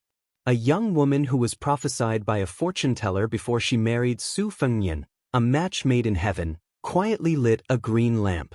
This was the second time she lit the lamp wick. The first time, it was Wang Xianxia who died. This time, it was Suaxia Valley who started the fight. The name of the lamp in exchange for a life. My life in exchange for his. Chapter 1232. Autumn had arrived in the north and south of the Great River. Cicadas in autumn were hanging on the trees, making their final screeches. Their noise was truly annoying. Spring was high on the branches, autumn was low on the branches. The word worry rose and fell, and filled one's heart. In the late autumn of the first year of Xiangfu, the smoke of war once again rose in the Central Plains, causing many old people who had experienced the war of the spring and autumn period to tremble with fear. Especially the Guangling Road, whose territory was second only to the southern border, the flames of war continued without any signs of extinguishing. In the history of Liang officials, Dechu became West Chu, Divine Phoenix City was renamed Dingding City, and now those historians had even thought of a new wording, West Chu was changed to later Chu. Even if the Liyang imperial court, which had become the rightful ruler of the world, did not start the war unsuccessfully, they still did not think that this group of ghosts, who should have gone with the wind along with the spring and autumn period, could really achieve great things. In fact, As long as the second pillar after Su Shao, Gu Jiantang did not change his position and did not withdraw from the northern border to the south, it meant that the situation was still in the hands of the imperial court. The woman whose real name was Jiang Si did not leave the city with her uncle. She was currently sitting quietly in this enormous home. Across the stone table was the Grand Preceptor, Sun Shiji, who was reporting the situation of the Eastern Front to her. She was not absent-minded like when she first entered White Deer Cave. Instead, she seriously listened to every word, but she did not make a sound. She did not even think of using her status to criticize the military affairs of the country. Chao Changqing personally came to the Guangling River and oversaw the Navy flagship. Together with the young General Ko Jianghuai, one on the water and one on the land, the spearhead was directed at the spring snow building of the Prince of Guangling, Zhao Yi. Jiang Si was already used to listening to reports of victory. First, it was the fledgling Pei Sui who joined hands with Xie Shi. Not only did they defend the important town, they also took advantage of the situation and nailed the 40,000 old soldiers of Jinan, led by Yang Xianxia, who had underestimated the enemy, firmly in Qingyang Basin. This was only the first round of the strategy to lure the enemy. Xie Shi very quickly fought a tough battle. Yan Zhenchuan's 30,000 elite cavalry of the Yan family were completely annihilated. At the same time, Ko Jianghuai took advantage of the situation and headed east. His military achievements were only slightly inferior to Xie Shi's. He led Zhao Yi's troops by the nose as if he was taking a stroll on the street. One was moving, one was still. The changes in movement and stillness, the combination of strange and normal, were completely out of Li Yang's expectations. According to what the old Grand Tutor had just said, Ko Jianghuai's method of dividing the troops was like an extension of his arm. He had already beaten Zhao Yi's western defensive line like a sieve. The three armies had a total of 60,000 soldiers, and they were separately holed up in Zhaozhuang County, Starport City, and Fire Date Mountain. In addition, the Dechu Navy had greatly intimidated the main force of Zhao Yi's rear, so they did not dare to rashly enter the Western Front to fill in the holes. The initiative was completely grasped in the hands of Ko Jianghuai. What was left was to see which place this young general would attack first. In the eyes of outsiders, Ko Jianghuai was rather self-respecting with his troops. He had never reported his intentions to the imperial palace and rarely even consulted with Chao Changqing, who was close by. Regarding this matter, Dechu's 3 provinces and 6 ministries were not without criticism. There were already people who suggested that Xie Shibian, who was more steady in using troops, should be transferred to the Eastern Front, and then the unruly and difficult-to-tame Ko Jianghuai should be transferred to the Western Front. In Dechu's imperial court, the Duke of Huainan Zhao Ying, the King of Jing and Zhao Sun, and the other vassal kings of Liang, added together, regardless of whether it was numbers or battle prowess, they could not compare to Zhao Yi, who dared to contend with Bailiang for the #1 army in the world. For this reason, the old man of the Ko family, trembling with fear, took the initiative to come to the imperial palace 2 days ago to present a bramble and ask for punishment. Jiang and I had no choice but to placate him with kind words. She clearly remembered that old imperial tutor's son was clearly an old friend of the Ko family, yet he still fiercely beat the nearly 80-year-old old man of the Ko family to the side. At that time, Jiang and I watched the back of the old man kneeling on the ground after he stood up and turned around, soaked in sweat. She then thought of the imperial court, where even she could see that some of the officials of the 3 provinces and 6 ministries were already beginning to struggle for power. Without her uncle by her side to act as her backbone, she immediately felt a strong sense of powerlessness. The old Grand Preceptor, who seemed to be in good spirits, drank a mouthful of tea to quench his thirst. After he put down the cup, he smiled and said, "This old official knows a little about military affairs, so I don't dare to recklessly guess Ko Jianghuai's next move. However, this old official thinks that as long as we can defeat any one of the 3 prefectures in Zhuangzhuang County, Zhao Yi's lucky general, Song Li, will definitely be hard-pressed from the very beginning." Sun Shiji thought for a moment, dipped his finger into the tea, and tapped 3 points on the stone table. At the beginning of summer, old Ko brought Ko Jianghuai to visit us and listen to this young man's opinions. They were all things that had never been mentioned or written in the ancient books. He said that in the future, wars would gradually be inclined to be fought in the wild, and the share of sieges and strongholds would gradually decrease. In short, war is about slowly expanding the overall situation of a country, and nothing more than the essence of the three words: point, line, and surface. Ko Jianghuai said that he valued the line more than anyone else, and that his troops and horses would definitely be the best at rapid transfer and long-distance raids. In this way, even if the overall strength of his side was inferior to the enemy's, at certain critical moments, he would be able to bully the enemy with numbers. He would not fight for meaningless victories, but only seek to defeat the enemy's single large number of elite troops and horses. The old Grand Preceptor was in a good mood. He said, at first, this old official thought that Ko Jianghuai, who had made a name for himself in the Shangyin Academy, was bullying this old official and showing off his knowledge on paper. Now that I think about it carefully, I think that Ko Jianghuai is indeed confident. Sun Shiji smiled and said, I heard that the Spring Snow Building has already issued a death order to Lu Luya at the Fire Date Mountain of the Wushou Fortress. Once the Fire Date is lost, all the generals above the rank of commandant will have to obediently bring their heads to Zhao even if they manage to escape alive. Chapter 1233. At this point, the old man seemed to have thought of something. He sighed. I also remember something Xie Shibian said. Attacking and defending the enemy is actually attacking the heart. It depends on who can grasp the mentality and the general situation. This makes me have no choice but to mention that Chen Zhibao. This person is known as the white-clothed war saint because, other than being skilled at the pinnacle of generals and soldiers, he especially likes to analyze other people's thoughts. In this way, Xie Shibian and Ko Jianghuai are like Chen Zhibao's brilliant disciples, each with their own strengths. Of course, as the war progresses, their potential will be excavated even more.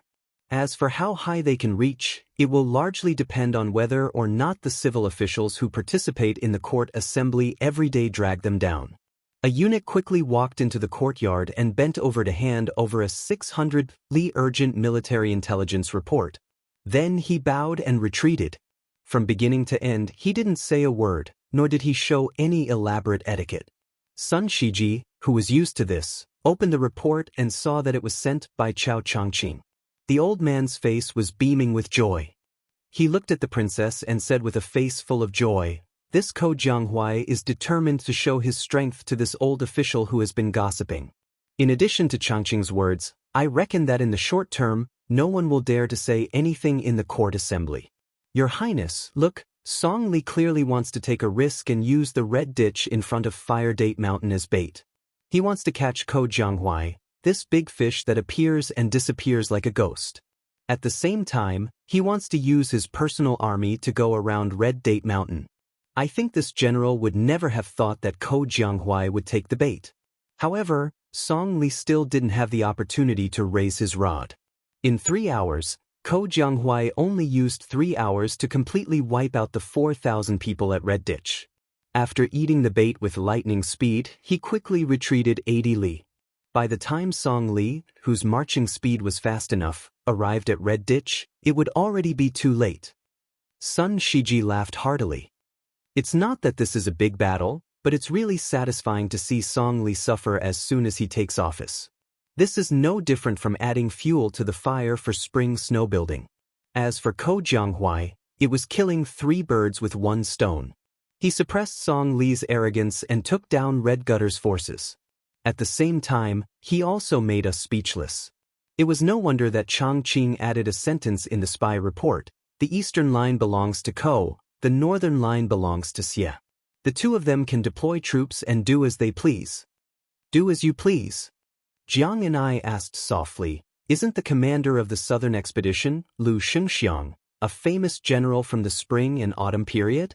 There was also the dragon general Su Gong, who was also praised by Uncle for being both intelligent and courageous. Why didn't Li Yang use any of them? Moreover, we have Xie Shibian and Ko Jianghuai on our side. Doesn't the enemy camp have such young generals? The old man restrained his smile and patiently said, this is like the Chinese chess that Huang Sanjia invented. On our side, to choose generals and soldiers are clearly spaced apart. They each have their own duties. Those who should break the enemy lines break the enemy lines, and those who should lead the troops lead the troops. However, on the other side of the border, in the Liang imperial court, the Zhao family's Wang is known to have all the talents in the world. The Zhao family's son has too many people that he can use, and they are densely packed together. For example, Lu Shengxiang is at the border, but in front of him, there are Yang Xinxing and Yan Jinchuan, and then there are the veteran generals from the spring and autumn period. It's not his turn to be the vanguard. As for that Su Gong, his position in the Liang imperial court is even lower than Lu Shengxiang's. He's not an official from the capital, nor is he a veteran general. If he wants to lead an army, he first needs to carve out a path of blood in his own camp. Jiang and I sighed. Listening to the waves of cicadas, she was unable to disguise her annoyance. The old man smiled. He raised his head to look at the evergreen trees that were still green and gloomy in autumn. Then he stood and casually said something before leaving. The sound of cicadas adds to one's worries. Of course, it's worry that one's intestines are broken. Jiang and I was in a daze and muttered to herself. She didn't want to admit that compared to the home she was in, the only home in the world that could compare to the imperial palace in Great and City, she would often think of that small house on the mountain that belonged to her alone. The summer was hot and the winter was cold. The hard little bed, the mended window, and always silently looked at each other with the tattered quilt of her fellow sufferers. During those years there was not a single word of flattery, only cold words from the odd job workers and maidservants. However, that malice was displayed on everyone's face. She could see and recognize it. Although she hated it, she never felt uncertain in her heart. She didn't need to think about the scheming behind those respectful and solemn faces like now. She didn't need to shoulder the burden on her own shoulders. Occasionally, she would return to the thatched cottage on Wudong Mountain in her dreams. She would dream that she was taking care of the small vegetable garden that was always full of green.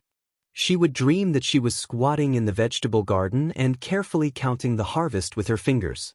After she was able to fly on the sword, she had seen too many spectacular scenes in the world. However, these scenes were forgotten after she saw them. Many years ago, at this time, a sloppy young man was holding a branch and fiercely slapping a mournful tree. He turned his head to a young girl and said with a mischievous smile, I know. What the hell do you know? Little mud man, do you know? At this time, Jiang and I subconsciously blurted out, just like in the past. What the hell do I know? At that time, the young man held his belly with one hand and pointed at her with the other hand with the branch. He smiled and said, Little mud man, you know me. If I can't find a wife in the future, you can make up the number. Attend the Shanghai Book Fair signing in the afternoon of the 18th of this month. Location, Shanghai Exhibition Center, number 1000 Yen, and Middle Road, Shanghai. Chapter 1234. Qi Shentz stood by the window and looked at the beautiful woman who was sitting cross-legged and discussing Dao with infatuated eyes. In the chaos of war, the country's misfortune led to the rise of learning. The Shangyin Academy temporarily accepted many scholars who had fled from the Guangling path across the river. The number of Jixia scholars immediately reached close to 10,000, and for the first time, the number of Jishang scholars broke through 600. This number was even more exaggerated than when the academy was at its peak in the Great Qin and Great Feng dynasties. In this time of war, the academy was like a pure land in the human world. There were no sounds of war, and the teachers still taught and the students listened. Right now, Teacher Jishang in the room by the window was one of the most popular scholars in the academy in recent years.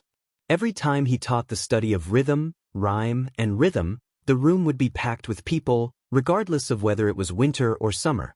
If there were no seats in the room, they could just stand outside the window. For example, Qi Shentz was surrounded by many students who were either listening to the lecture or looking at the person. Qi Shentz was the eldest grandson of the Qi family after all, and he was also a famous figure in Shangyin Academy. When he came outside the window, many students who were close to him had no choice but to quietly give up their seats. Qi Shentz looked at this plump and beautiful woman who even many of the younger generation had to respectfully address as Master Fish. For some reason, he thought back to last year's midwinter evening, when that white-haired youngster whose name Qi Shens didn't know paid a private visit to the Academy's Buddha's Palm Lake, the two of them having an undercurrent of conflict. Qi Shens didn't have the chance to draw that exquisite sword from his waist, one of the 12 famed swords of Dongyue's sword pool. Afterwards, when he gradually guessed that person's identity, as well as that fellow's various deeds that spread through the academy, Qi Shens had a period of time where he felt disheartened. However, he soon pulled himself together. As Northern Mang's army of 1,000,000 pressed into the northwest, as well as the banner with the character, Jiang, raised high above Guangling Road, Qi Shens became more and more complacent. In the past, his grades in the academy had always been outstanding, second only to Su Weisheng, second only to Ko Jianghuai, second only to Ko Jianghuai in the study of the sword. Since Ko Jianghuai could make a name for himself, Qi Shens's family background and knowledge didn't lose to Ko Jianghuai's, so why would he have to worry about not being able to seize the opportunity to rise up in this chaotic world, becoming the person who revived his family? Inside the room, the woman who was narrating the musical principles of the past dynasties wore a stone-green robe wrapped in a light red brocade, and a jade belt tied around her waist. Although she was sitting cross-legged, one could still clearly see her graceful figure. From head to toe, her charm was like flowing spring water, breathtaking and never tiring of looking at her 100 times. Beside her was a small incense burner. It was unique, using goose pear to steam agarwood incense. It was both smokeless and refreshing. The room was filled with mist. As teacher Ji Shang, she was able to sit alone under the wall, as if she had fallen into the clouds and mist. She was absent-minded like a goddess. Hanging from the wall were a dozen or so scrolls that had yet to be opened. Beside her stood a little girl with pigtails. In Shangyin Academy, she was the leader of the children. Her nickname was Little Wooden Fish. Her parents were both teachers of the academy. They had once been illustrious nobles of northern Han. However, during the chaotic times of the spring and autumn period, their family of 3 lived in poverty. Little Wooden Fish's father could be considered half a disciple of Grand Chancellor Wang, who had betrayed the academy. For some unknown reason, he did not follow Grand Chancellor Wang to Bailiang. Instead, he gave up the glory, splendor, and wealth that was at his fingertips. He continued to be an embarrassed teacher in the academy, depressed and unable to achieve his goals. This was probably the so-called contentment of poverty and happiness. Qi Shens was different from those students who had ulterior motives. He was truly listening attentively to Master Yu's teachings and explanations. This summer, she had engraved a book, The Rime of the Golden Lotus, which had received praise from Grand Chancellor Qi, who had not yet left the mountain and entered the capital. He personally wrote a preface for the book, which was sold out on the same day. This book was divided into 2 volumes. In total, there were no more than 36 words, yet it was all-encompassing. Many of the sentences had already spread throughout the academy. For example, when explaining the character 4 East, there was a line, "A woman's slender eyebrows are like a crescent moon. A man's vigor is like a 10,000 zhang long rainbow."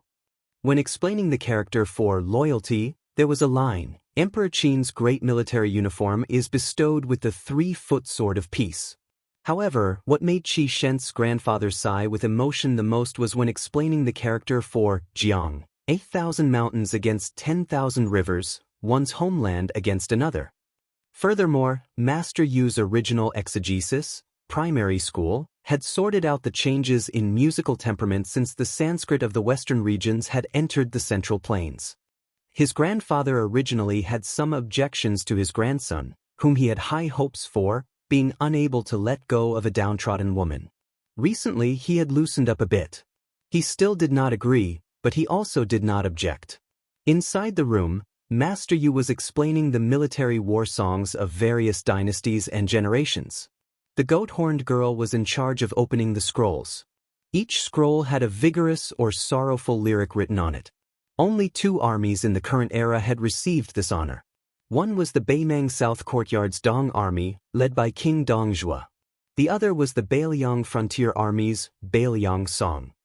Qi Shens could clearly feel Master Yu's joy and depression when she was explaining the Bailiang Song. Qi Shents had been traveling among flowers for many years without being attached to a single leaf. How could he not understand the principle that it was easy to pick up when one's love was shallow, but difficult to let go when one's love was deep? However, Qi Shents did not think that the woman he loved was really hopelessly in love with the young man who had visited the school. Otherwise, why didn't she follow him back to Bailiang?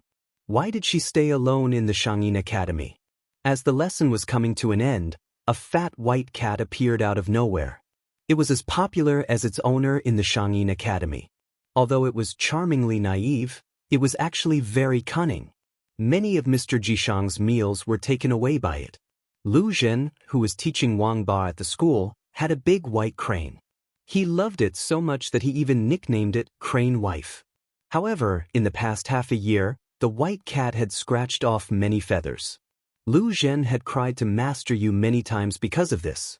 In the end, he had no choice but to give up the plum forest and move to the most remote place in the Xianxia Academy. Only then was he able to escape from the claws of the white cat, Wu Mainyang. The white cat pounced into Master Yu's embrace, causing all of the scholars to silently drool.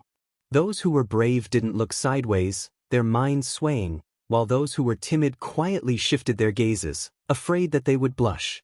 Everyone knew that Master Yu's mother was the sword attendant of the late emperor of West Chu.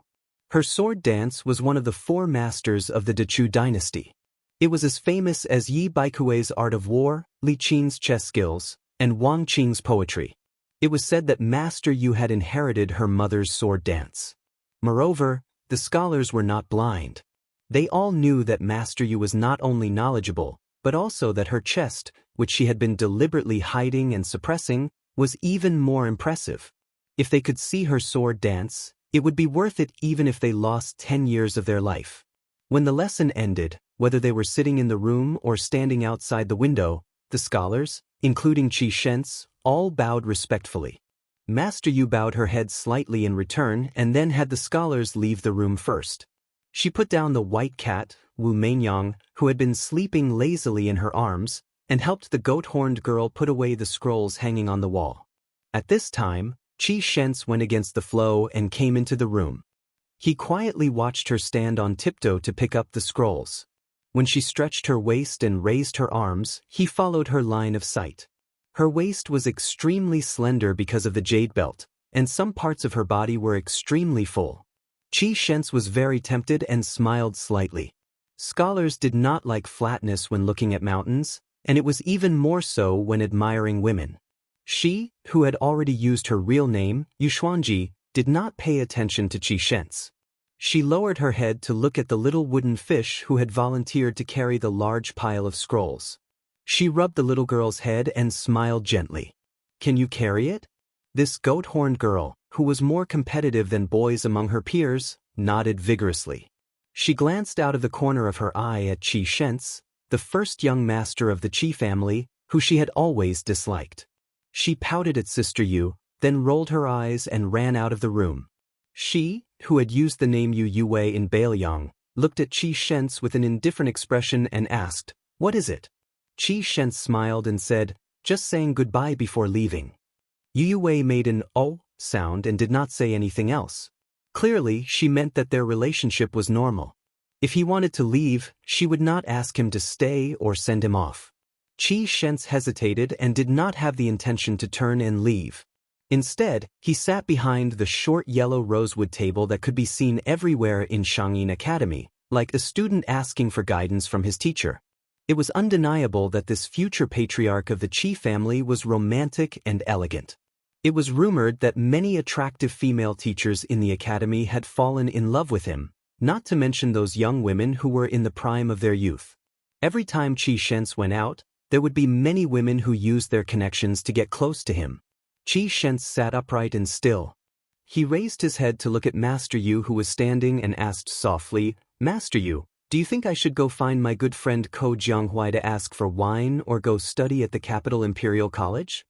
Yu Wei frowned and said, "You should ask that grandfather of yours who did not follow the great exodus to West Chu, not me." Qi Shents smiled playfully. "West Chu? Shouldn't it be to Chu?" "All right, I already know the answer. This one will go to Great Peace City now." Yu Wei smiled coldly but did not speak. Qi Shens slowly stood up and looked straight at this woman who rejected all men. He said in a gentle voice, "Xuanji, can you wait for me for 3 years?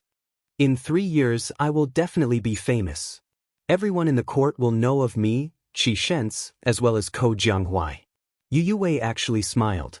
This was a scene that Qi Shens had never seen before. Just when Qi Shens thought he had a chance, Yu Wei looked out the window and said calmly, "So what if you are Ko Jianghuai? Even if you are the great official Chao Chongqing, so what? Is he very powerful?"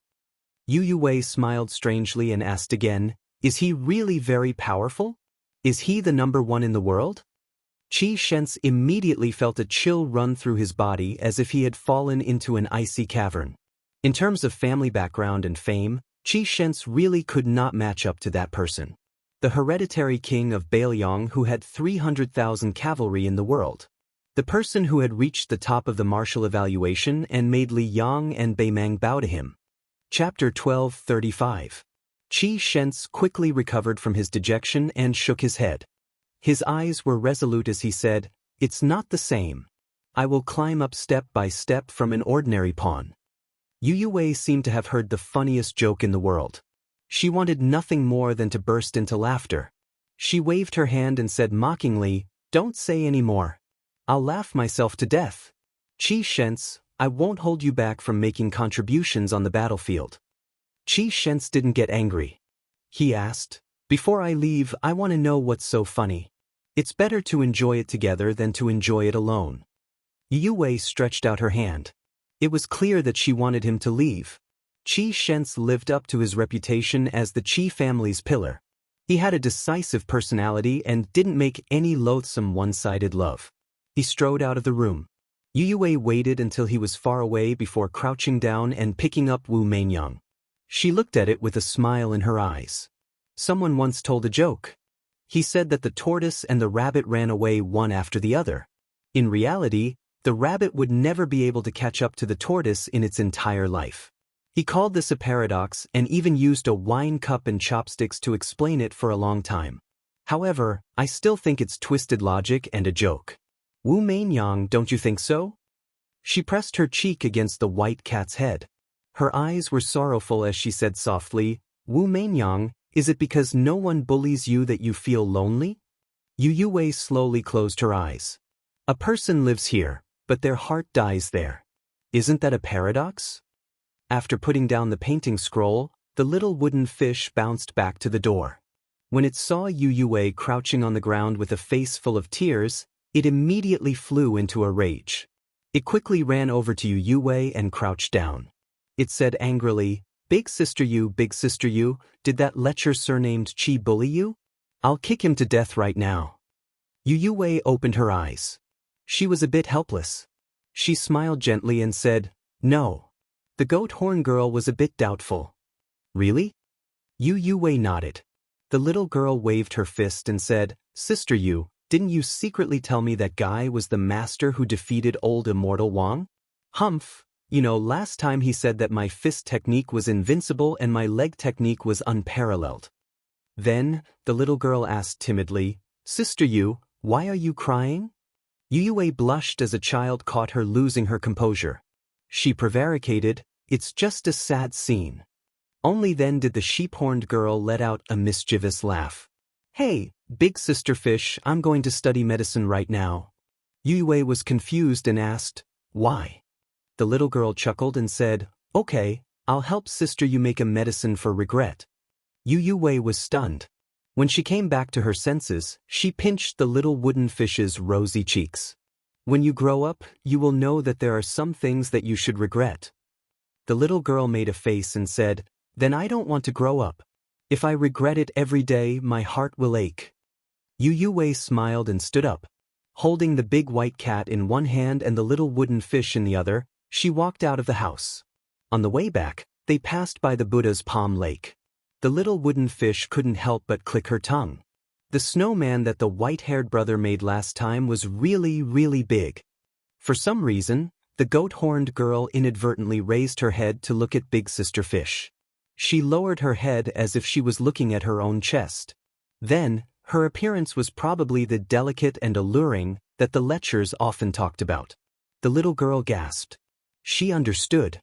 That guy who had once freeloaded at her house must have molested Sister Yu there. While the goat horn girl defended Sister Yu, she was also curious.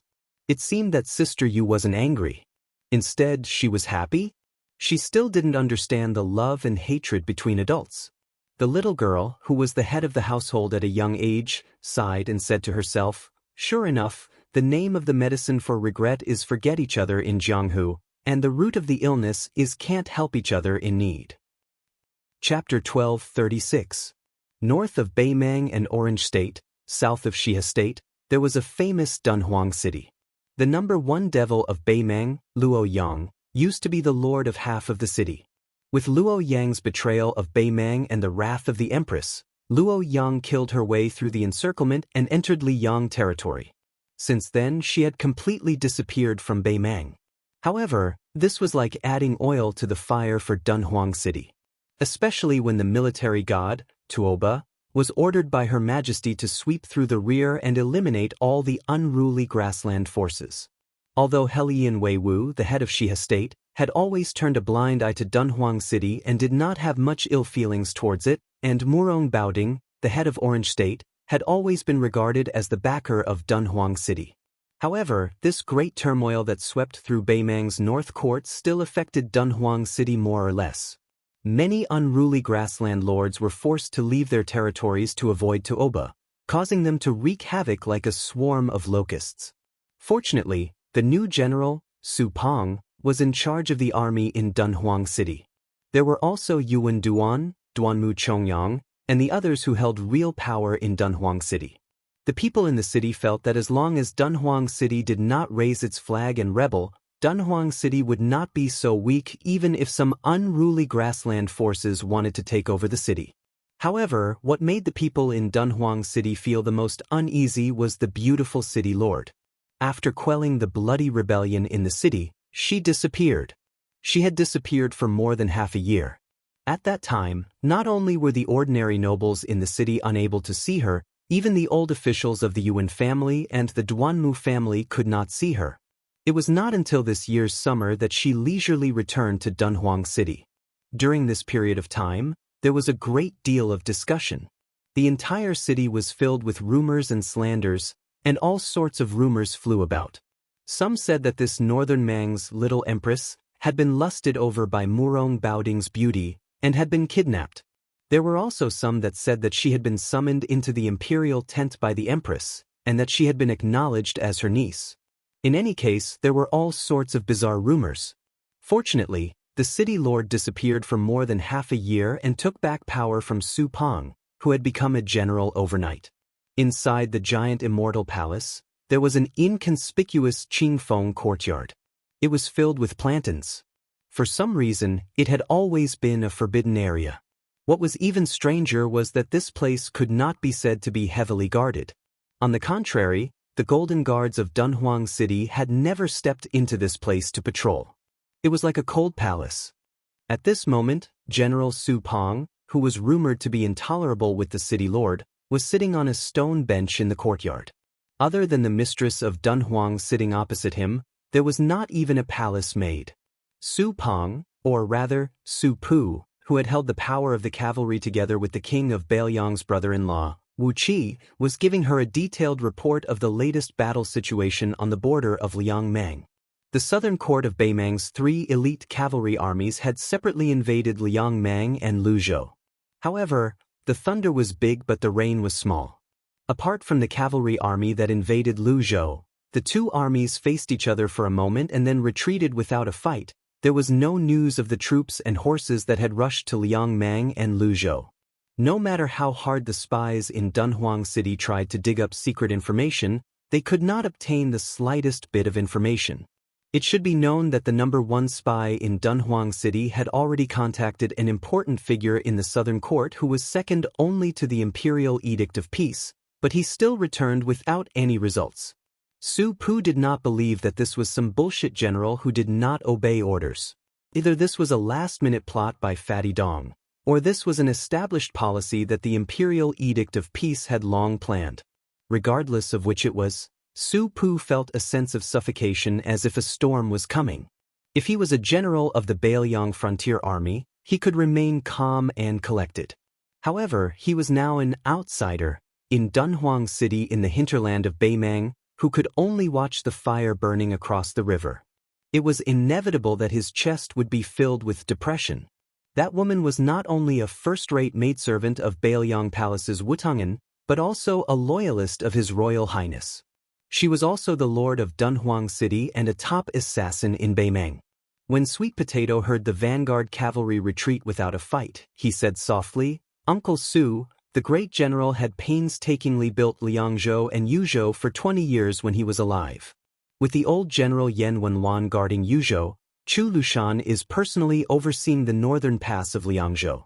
Dongzhuo wants to attack Liuzhou first, and Beimang wants to use Liuzhou as a breakthrough point.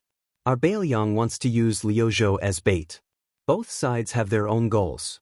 In the end, it seems like it depends on whether the terrain wins or the people win." Su Pu said calmly, "If Beimang is determined to fight to the death with Liuzhou, which has no city to defend, will definitely not be able to defend. The key is how much meat will be cut off from Liang Mang in this slaughterhouse. In my opinion, even if Beimang loses 150,000 elites in Liuzhou, as long as Bailiang loses 50,000, as long as we cross this boundary, even if we lose just one more soldier, then Bailiang will have already lost this battle. Defending the northwest of Liangzhou and defending the north of Yuzhou is just to buy time for Liang. Bailiang, Beimang, and Liang are three pillars. Liang can afford to waste the most time and national strength, Beimang is close behind, and Bailiang is the most stretched." Sweet Potato said worriedly, "The 30,000 Long Xiang army is all in Liuzhou." Su Pu said sadly, "This is actually His Highness declaring his position to the Bailiang people. If we defend the country and fight to the death at the border, when we lose, there will definitely be someone surnamed Su among the dead." Sweet Potato asked, "Is it worth it?" Su Pu did not answer. Sweet Potato asked and answered his own question, "There are many things that cannot be said whether it is worth it or not." Sweet Potato suddenly asked, "Uncle Su, how is that little eunuch Dong shows martial talent?" Su Pu smiled and said, "His talent is average, but his roots are pure. On the path of martial arts, it is not said that only those with extraordinary talent can achieve good results. Moreover, the secret manual that the city lord selected does not care about innate talent, it only cares about the accumulation of time." Sweet Potato bit his lips and said regretfully, "It is not that there are no shortcuts to martial arts that can achieve instant results, it is just that they are not suitable for this simple and honest youth.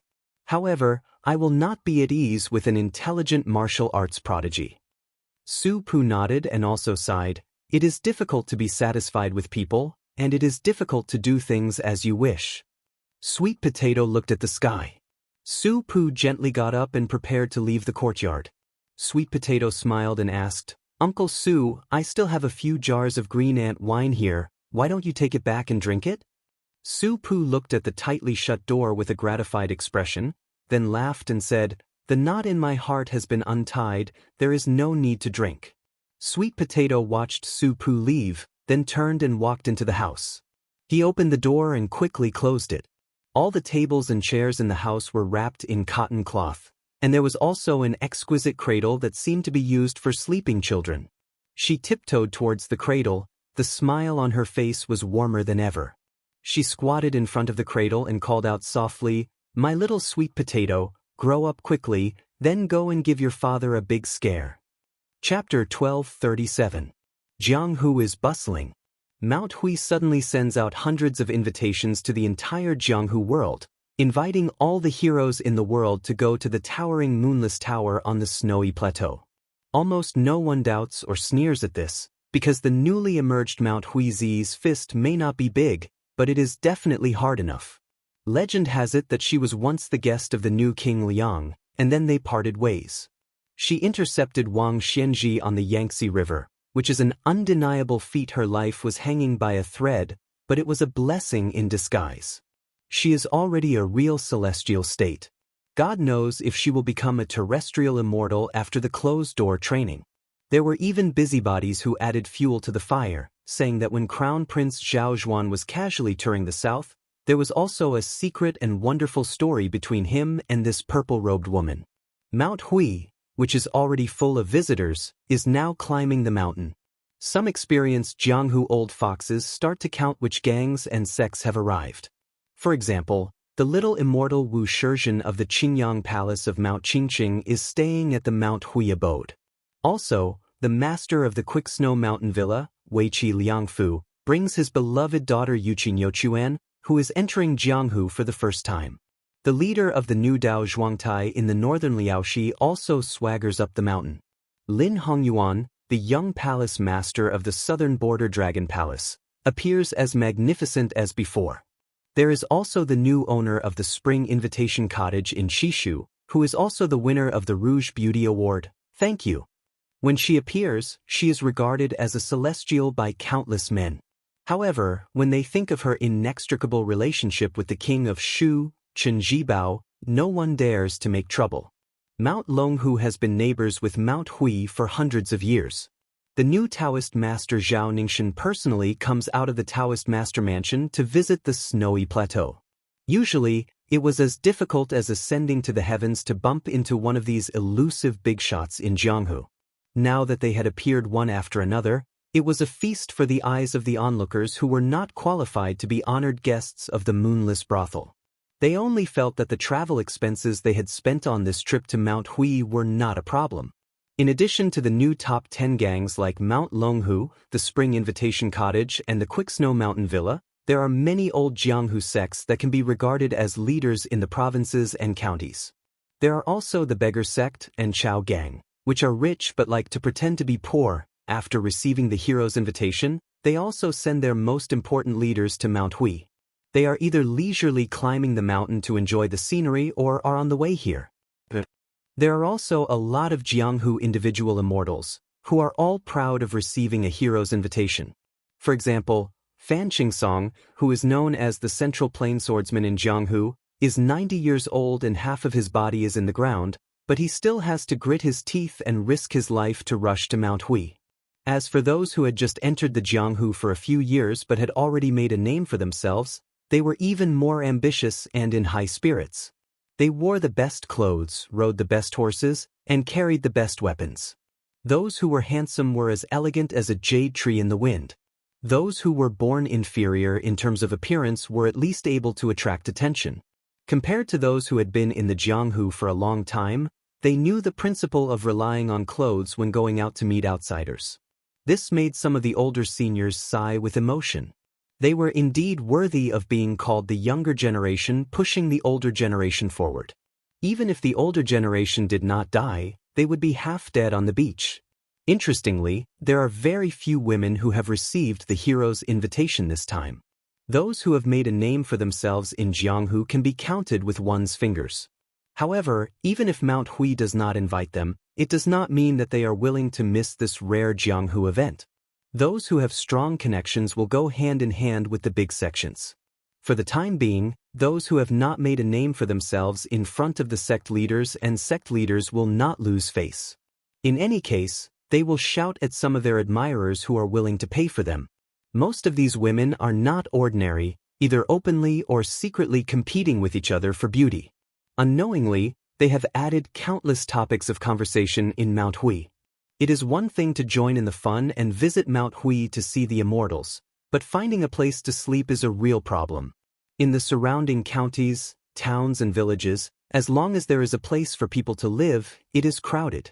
Not to mention the inns, even the houses of the inns are opened with money. Nowadays, the neighbors around Mount Hui are busy arguing every day about who has more Jianghu experts. For a time, all kinds of people are mixed in here. It is not that there are no criminals or people who want to fish in troubled waters, but they are all expelled or even killed on the spot by the foreign official of Mount Hui who is in charge of patrolling outside the mountain.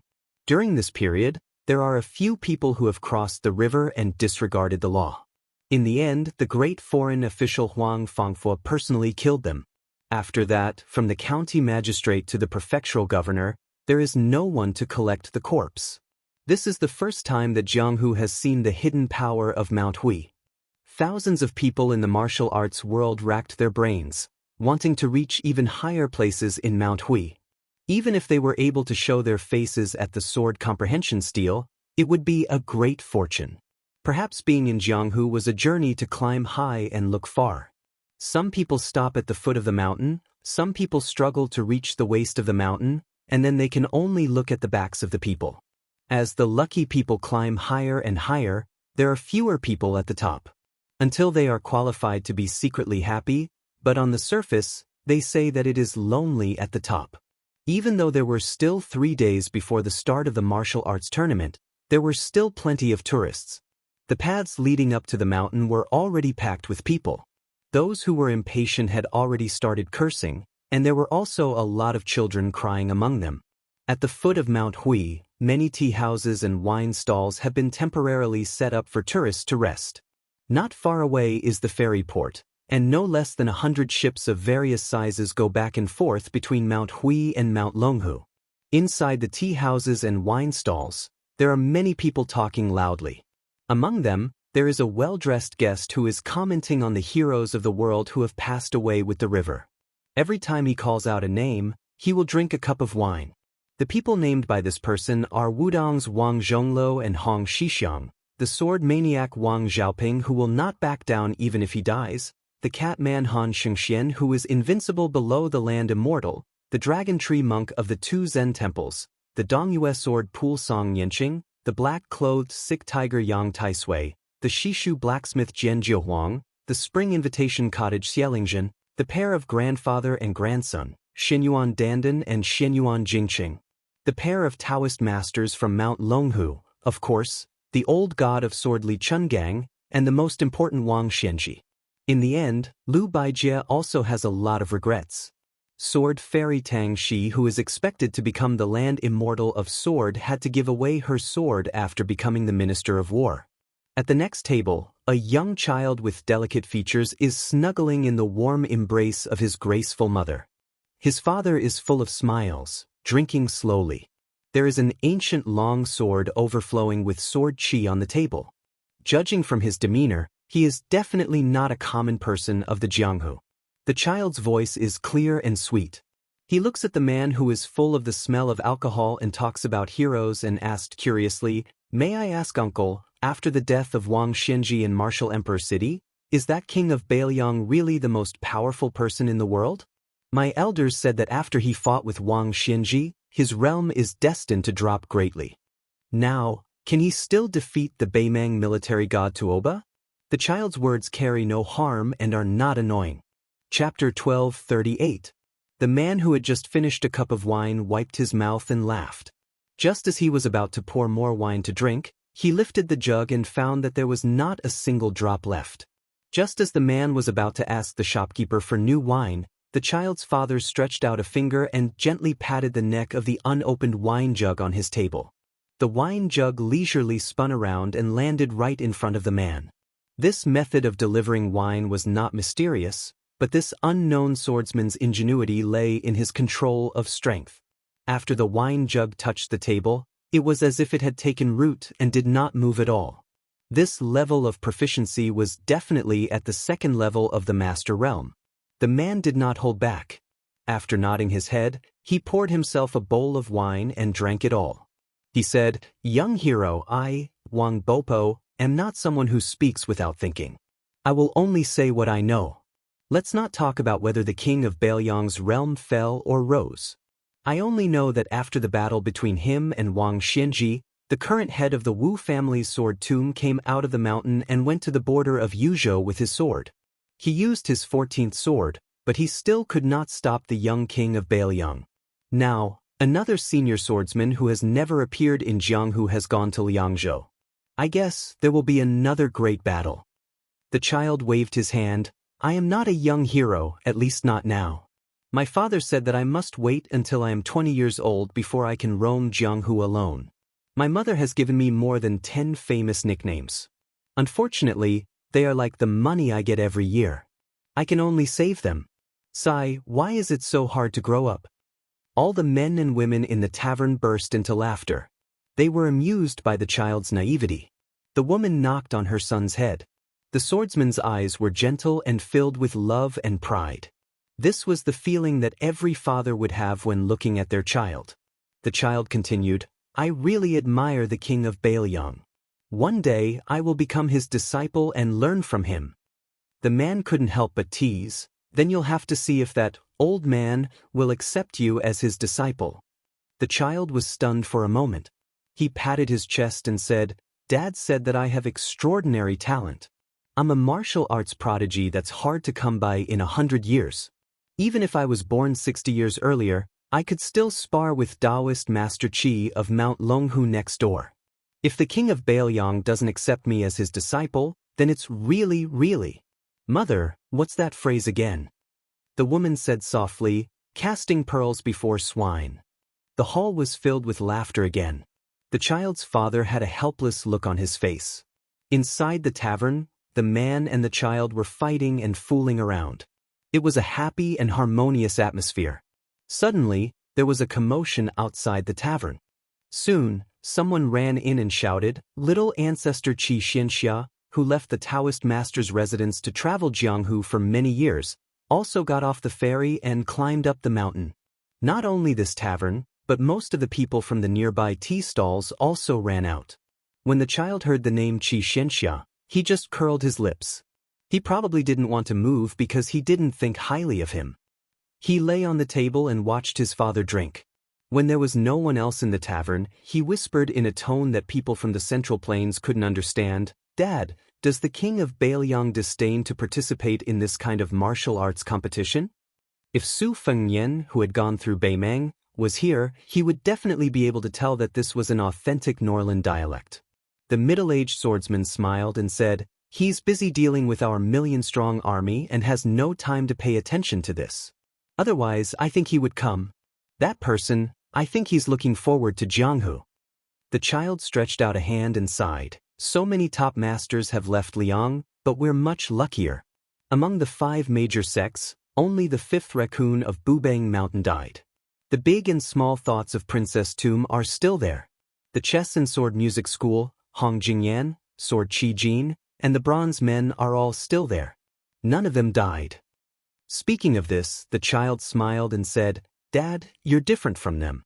You're a sect all by yourself, and you're ranked higher than the chess and sword music school.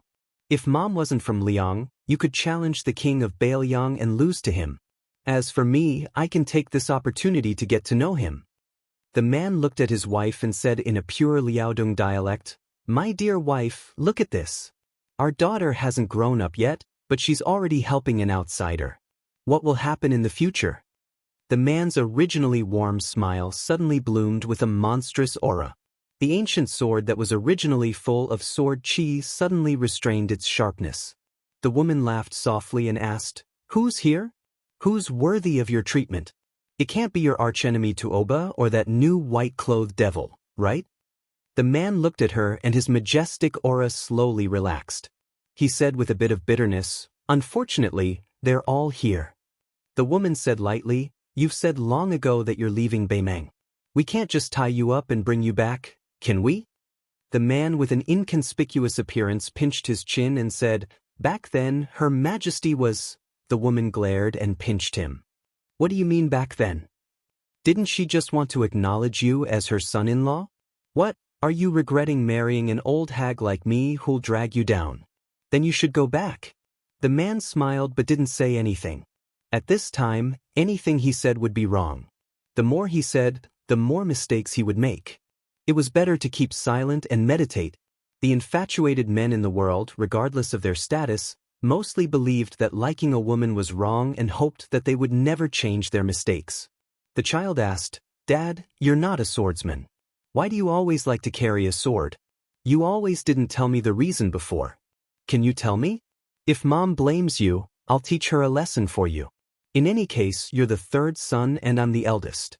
There's always something to subdue someone else. The man carefully glanced at his wife. Seeing that she didn't move, he laughed softly and said, Your mother, when she was young, she only admired that green-clothed sword-wielding knight-errant. Dad has a lot of skills, but your mother doesn't like them. Later, I can only carry a sword to pretend. Wife, how many years have I carried a sword? The woman reached out and held her husband's big hand. She said gently, "How many years have you carried a sword depends on how old the child is." The man couldn't help but sigh. "That's right." Outside the wine shop, a short middle-aged man with long arms like an ape glanced at the wine shop. He hesitated for a moment and continued to climb the mountain. He was inconspicuous in the crowd. He, whose surname was Taoba, chose Mount Hui for the first time in his life to enter the Liang dynasty because Wang Xianxia didn't wait for him and Su Fengnian was already waiting for him at the border of Liangmang. Then, the snow plateau where heroes gathered became his first choice. After this person climbed the mountain, 3 new guests came to the wine shop. One was in white, one was in red, and there was a burly man with a bag on his back. They sat across the table from the family of 3. The man who didn't practice the sword but carried a sword with an even more shocking sword aura smiled. He didn't look at the handsome man in white. Instead, he looked at the man with the bag on his back and asked, "Deng Mao, the loser of the loser. Do you want to bully me because you have helpers?" Deng Mao said with a cold face, "Don't you also have 3 people?" The man was stunned by this very cold joke. "You're as shameless as you used to be." Then he ignored Deng Mao, who had a broken spear in his bag, and turned to look at the woman in white and the woman in red. "Luo Yang, you destroyed that divine weapon in the icy plains of the extreme north and ruined the battle between Tuoba and Wang Xianxia. Why didn't he cause you any trouble when he brushed past you?" The master of Zhulu Mountain in white looked indifferent. She poured herself a cup of wine and didn't say anything. The child suddenly broke the silence and said with a smile, "You're Luo Yang, right? Among the men in the world, I only admire the king of Bailiang, my future master. Among the women, I only admire you. Why aren't you 2 together? I can call you master and mistress together in the future." Luo Yang laughed and raised her head to drink the wine in the cup. Chapter 1239. Like a bolt of purple lightning, a streak of purple suddenly fell from the top of the plateau onto the ferry. Countless mountaineers were shocked. Xianyuan Qingfeng, who had come out of seclusion, stood on the ferry and looked at a yellow dragon warship under the command of the Qingzhou Navy. An armored officer stood at the bow of the towering ship. Swords and halberds were everywhere on the ship, giving off a different aura than the local Qingzhou soldiers. As the ship approached, the people of Jianghu who had better eyesight all saw a flag with an unexpected word written on it, Su. After recognizing the flag that was fluttering in the northwest of the dynasty, the relatively unfamiliar sabers on the waists of the armored soldiers were on the verge of being called Cold Saber. Xianyuan Qingfeng narrowed her long and narrow eyes. Her mood was far more complicated than her tranquil expression. She didn't care at all about the Bailiang officer standing at the bow of the ship, Hongyu, who had once been the second guest of Mount Hui after Huang Fengfua.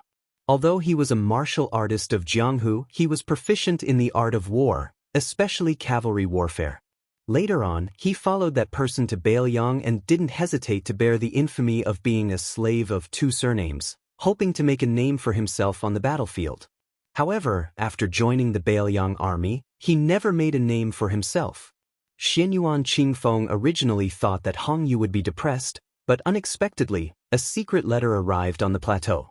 The letter said that before the martial arts convention began, Yozhou's new valiant cavalry commandant Hongyu would lead 100 elites to escort over 90 large chests as a gift to Moonless Pavilion to congratulate Xianyuan Qingfeng on her glorious ascension to the position of martial arts alliance chief.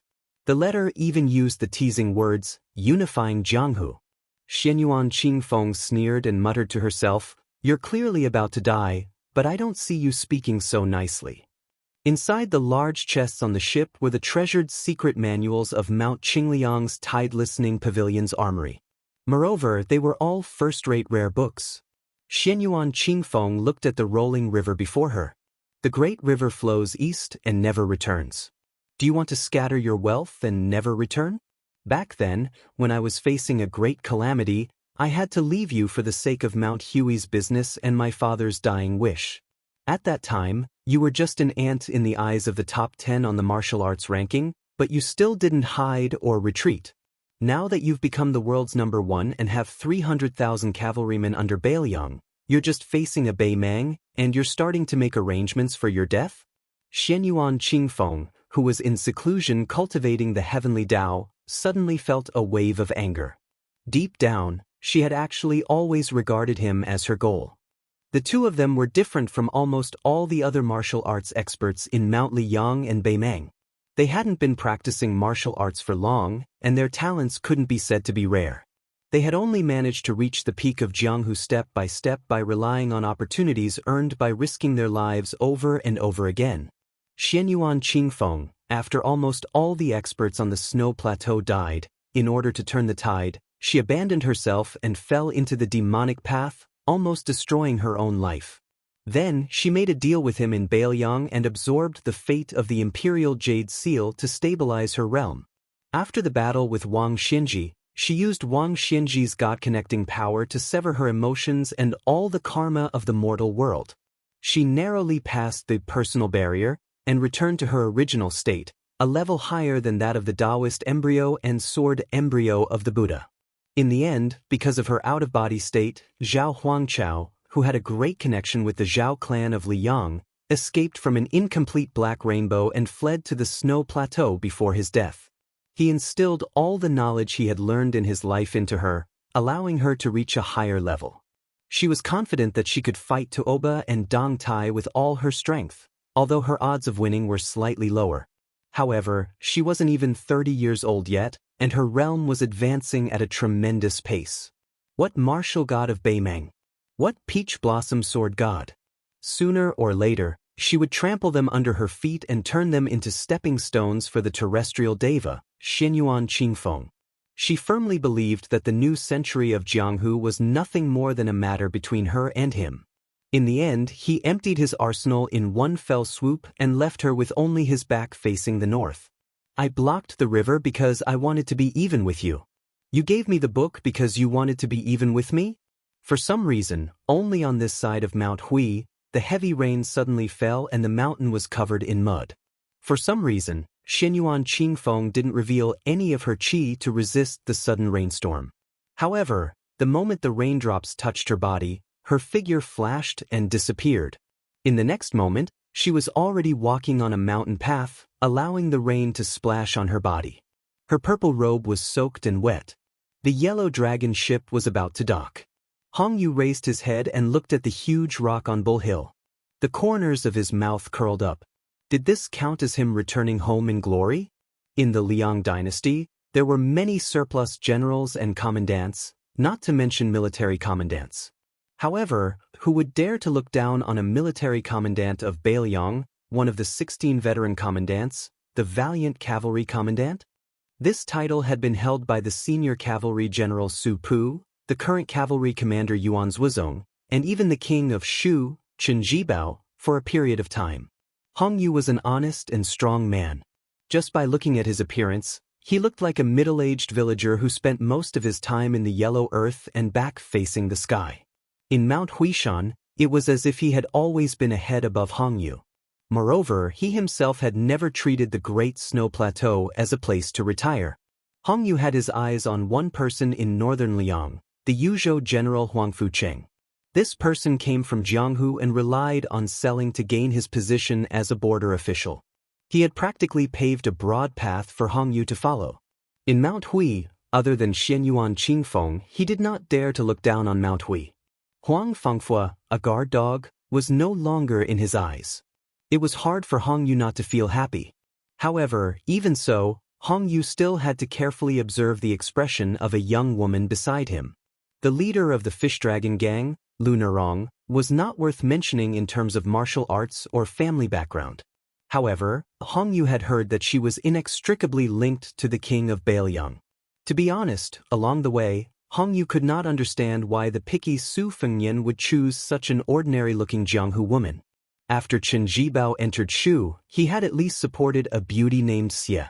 If he placed such a pretty girl beside him, she would at least be pleasing to the eye. Then what was the king of Bailiang after? Hong Yu was puzzled.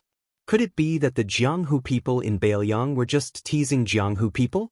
As a bystander, Hong Yu did not understand. As a participant, Lu Nerong did not understand either. The status that she and the Fish Dragon gang had today was like an autumn dream, Untimely and untimely. Lu Narong raised her head and looked at Mount Hui. On the mountain peak, she could only see the eaves of the tall buildings on the mountain. The woman in purple from before was like a bolt of purple lightning descending to the world. What a grand style! Lu Narong admired such a woman from the bottom of her heart.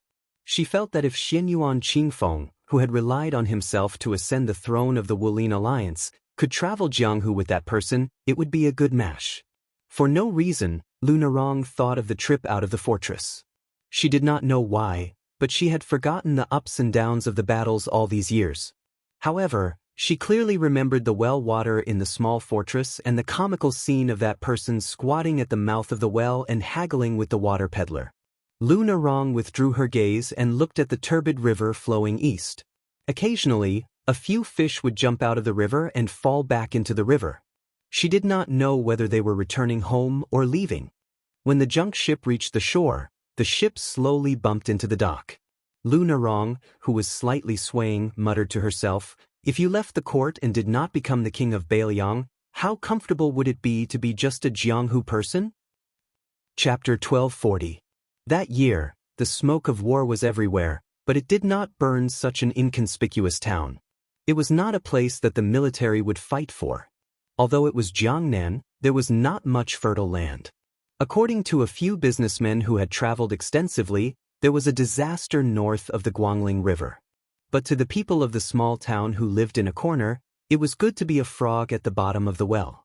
The sky was always only as big as the mouth of the well.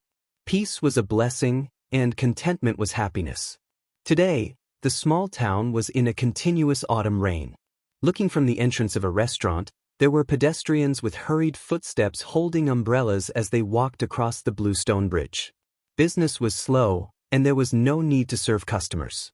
The waiter of the restaurant sat idly at the entrance, waiting for the woman he admired to come closer.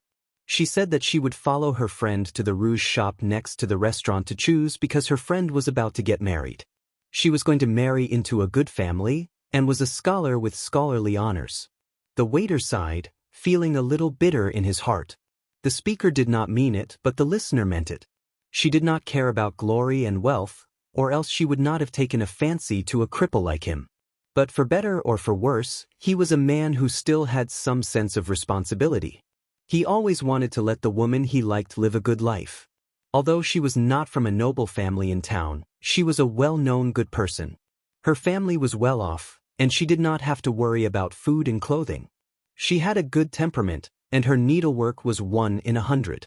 Everyone said that whoever married her was a blessing accumulated from several lifetimes, but she had taken a fancy to him. Because of this, her playmates who grew up with her were so angry that they almost broke off their friendship with her. While they fought for justice for her, they could not do without some strange words. For example, she had met a bad man, and was blinded by lard. These were all said directly in front of him and her. At that time, she looked at him, her slender little hands shyly twisting the corner of her clothes, her eyes full of apology. Fortunately, he was thick-skinned, and could still hold back his laughter. But how could his heart not be filled with guilt? Someone patted him on the shoulder, and he turned his head to look. The guy who could be considered familiar with him sat down beside him and asked with a silly smile, "Brother Wen, what are you thinking about?"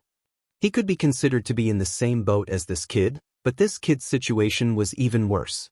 He had just moved to the town with his mother last year, and he couldn't even read 10 words from a book when it was spread open. Even if he fought, he wouldn't be of much use. Every day, he would be toyed with by those street ruffians who bullied strangers. It was so miserable that even after buying a new pair of boots with great difficulty, they would be stepped on until they became tattered. He couldn't be a scholar or a fighter. Fortunately, his mother still had some savings and had bought a cloth shop. His days were still bearable, and as long as he endured, he could still survive. He lived close to this guy and was probably the only local who did not add fuel to the fire. Over time, the two of them became so-called friends. He only knew that this kid's surname was Wang and that his father had yet to return from a long trip. He smiled and looked at the raindrops strung together along the eaves. He asked, "Bamboo, have you heard of a saying? Although the rain is wide, it does not moisten the rootless grass." That person was stunned, shook his head and laughed. Brother Wen, I didn't know that you were a scholar. What do you mean, is there a story? The shop assistant surnamed Wen laughed and said, I heard it from someone else, so I didn't understand. At that time, I was too embarrassed to ask him, so I pretended that I understood. If I knew, I would have asked him. The young man nicknamed Bamboo was puzzled. Brother Wen, you have a scholar buddy? The shop assistant rubbed his chin and said with a smile, he's not some bullshit scholar, he just can't beat me, so he blindly showed off these things. The young man was happy. Then this person is really not good, he can't even beat Brother Wen, and he's not a scholar, isn't he the same as me? The shop assistant rolled his eyes at him, but did not say anything. Bamboo was a young man who could not control his mouth. He was afraid of the people of Jianghu, afraid of the banditry and Jianghu aura of those people, but he also looked forward to Jianghu. He liked to hang out in taverns and tea houses all day long, listening to those who called themselves Jianghu people brag. Now, he was talking to the shop assistant surnamed Wen about the grand martial arts event that happened once in 100 years. He said that he just found out that there was a woman in Mount Hui who liked to wear purple clothes. Not only was she as beautiful as a fairy, but also had superb martial arts skills. Bamboo was spitting saliva everywhere. He did not notice that Brother Wen beside him was either rolling his eyes or smiling absent-mindedly. Bamboo's mouth was dry. He was not a particular person. He bent down and reached out to cup a handful of rainwater, drank a mouthful, and pretended to be heroic. Good wine. The shop assistant smiled and joked, you even drank the taste of Jianghu? Bamboo turned his head and stared at the man. He asked seriously, Brother Wen, how did you kidnap Miss Lu? Why don't you teach me so that I can find a wife later? The shop assistant looked profound, he said, relying on appearance. Bamboo spat. Seeing that Bamboo didn't believe him, he laughed and said, you really don't believe me. Back then, when I was wandering around with that brother of mine, we were so poor, and he relied on his face to make a living. I am better than him in everything, but this face, I lost to him. Back then, we competed for who was the big brother and who was the little brother, from age to skill. If it weren't for the fact that I lost in terms of looks, I would have been able to become the big brother. Bamboo's mouth twitched. In the end, he was kind and did not dig at Brother Wen and his brother. Then, the two of them were silent for a while. They just listened to the rainwater dripping on the stone pavement. Bamboo suddenly whispered, Brother Wen, I want to tell you something. You can't tell anyone. The shop assistant said, it's up to you to say it or not. Bamboo hesitated. When I moved to town at the beginning of the year, I heard from a Jianghu master that among the masters in the world, one of them has the same name as my father. The shop assistant was amused. Bamboo, you're good. Your father is the old monster Wang Xinji of Martial Emperor City? Bamboo was angry. He shouted, nonsense, it's the 11th in the world. The shop assistant suddenly fell silent. After a long time, he said softly, so it's Wang Mingyin. Zhuzi's expression was gloomy as she muttered to herself, but I know that my father is actually a farmer with only a few kilograms of strength. It's not a big deal. It's even better if he's not the 11th in the world who died outside Xiangfan City. Mother and I can wait for him to come home one day. The shop assistant sighed. He did not know how to comfort him. He just patted his shoulder. Bamboo suddenly stood up, pointed at the small bridge and laughed. Brother Wen, I won't delay you, I'll go first. The shop assistant surnamed Wen followed Bamboo's finger and saw a woman holding an umbrella across the bridge, slowly walking over. He stood up with a bright smile. The first time he saw her was when they met by chance at the town's market when he returned home. At that time, her friends laughed at him for being a cripple. They did not speak well and treated him as a lecher. She was the only one who was different. In the past, Xiaoyan said that he fell in love with every woman he saw and fell in love with anyone at first sight. He originally thought that when he met the woman before she returned home, she would be the last woman he fell in love with at first sight, and in fact, it was indeed so. After that, he no longer fell in love with anyone at first sight, but after meeting her in the small town, he felt that if he could spend the rest of his life with her, it would be better than anything else. He jogged out. She had just walked off the bridge. There were advantages of being small in the small town. There was no rigid etiquette of men and women touching each other, and she was not afraid of this. She tilted the oil paper umbrella. her face was slightly red, and shielded him from the rain. He was never glib-tongued when he was with her, and in fact, after returning home, he was no longer as outspoken as before. He was honest and ordinary, and this was probably what she liked about him. In the past, as soon as he saw a woman, he would dare to flirt with her and say, "Miss, this big brother will help you cook the rice." If the woman ignored him, he would say, "Miss, you must have cultivated 3 lifetimes of fortune to be able to meet me. If you don't marry me, you must have suffered 8 lifetimes of bad luck." If the woman flew into a rage out of humiliation, he still had countless backup plans. But he was different now. At that time, when he saw a beautiful woman, his mind was filled with thoughts of getting out of bed. Now, standing beside her, he did not even have the courage to hold her hand. In the pugilistic world, there was him. Outside the pugilistic world, there was her. God did not owe him, Wenhua, anything. She lowered her head and mustered up her courage to say, "My father helped me arrange a marriage, but I didn't agree." He scratched his head and did not say anything. She pursed her lips. He suddenly smiled and said, "Why don't we have a son in the future?" She opened her mouth slightly, her face full of astonishment. He let out a long breath, it did not seem like he was joking, and said, "Back then I was engaged to a child. Whoever had a daughter would be at a disadvantage. Of course, if we had a daughter, that would also be very good." She turned her head, her face red, but seemed to nod. He inadvertently lowered his head and saw that her hand that was not holding the umbrella was twisting the corner of her clothes out of habit. He gritted his teeth and finally mustered up the courage to hold her hand again. She gently pulled her hand away, and then let him hold it. When Hua grinned, he did not hold the sword.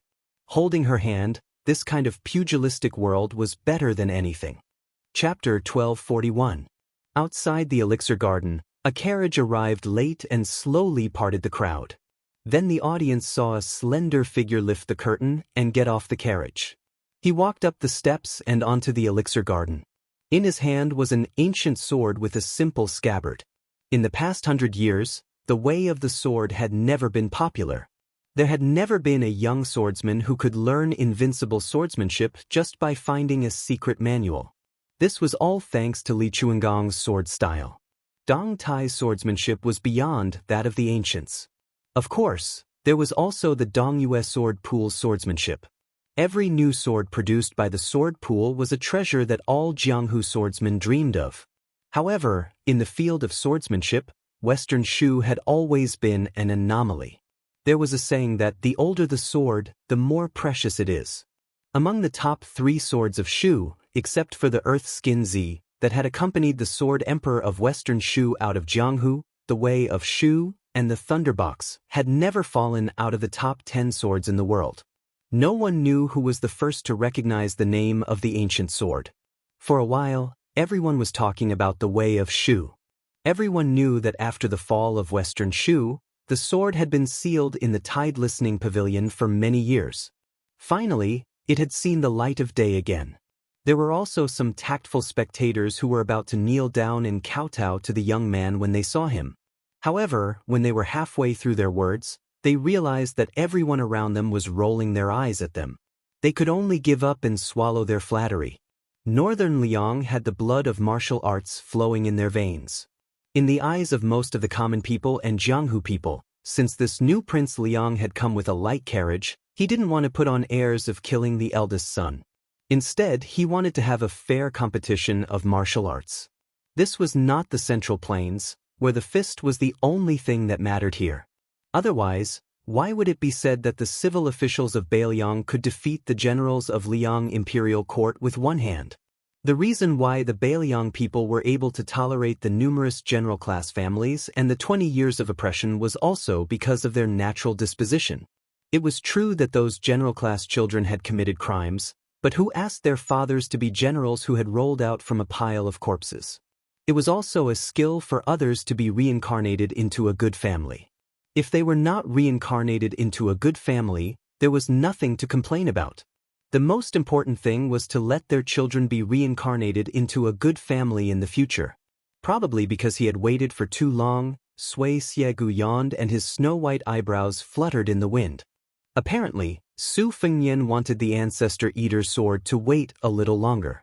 After entering the pill seed field, he didn't show any signs of fighting immediately. Instead, he leaned his sword on the ground and placed his palm on the hilt. This kind of appearance, in the eyes of the spectators outside the field, could really be counted as the so-called Yuji Yuanqi expert's demeanor. The Bailiang people's internal strife was fierce, but their degree of xenophobia was no less inferior. Compared to the unfamiliar old man who didn't carry any weapons, they naturally felt closer to this prodigal who had turned over a new leaf and was once known as His Royal Highness. Therefore, when Su Fengnian appeared on the stage, there was a burst of cheers and applause.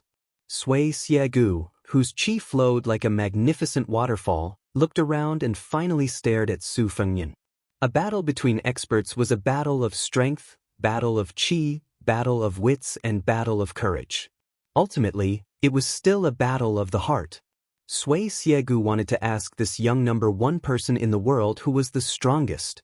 Naturally, he wanted to fight to his heart's content. This was also what the old man was puzzled about. If the Tide Listening Pavilion restricted the movements of both parties, wouldn't the pill seed field be even more restricted? However, since the kid had called for a battle here, Sui Xiegu couldn't be bothered to reject. After all, if the innocent were to be implicated, it would be the people under this guy's rule. Sui Xiegu had been in the Jianghu for almost 100 years and had always been alone. There was nothing to be concerned about. Sui Xiegu was not a magnanimous person.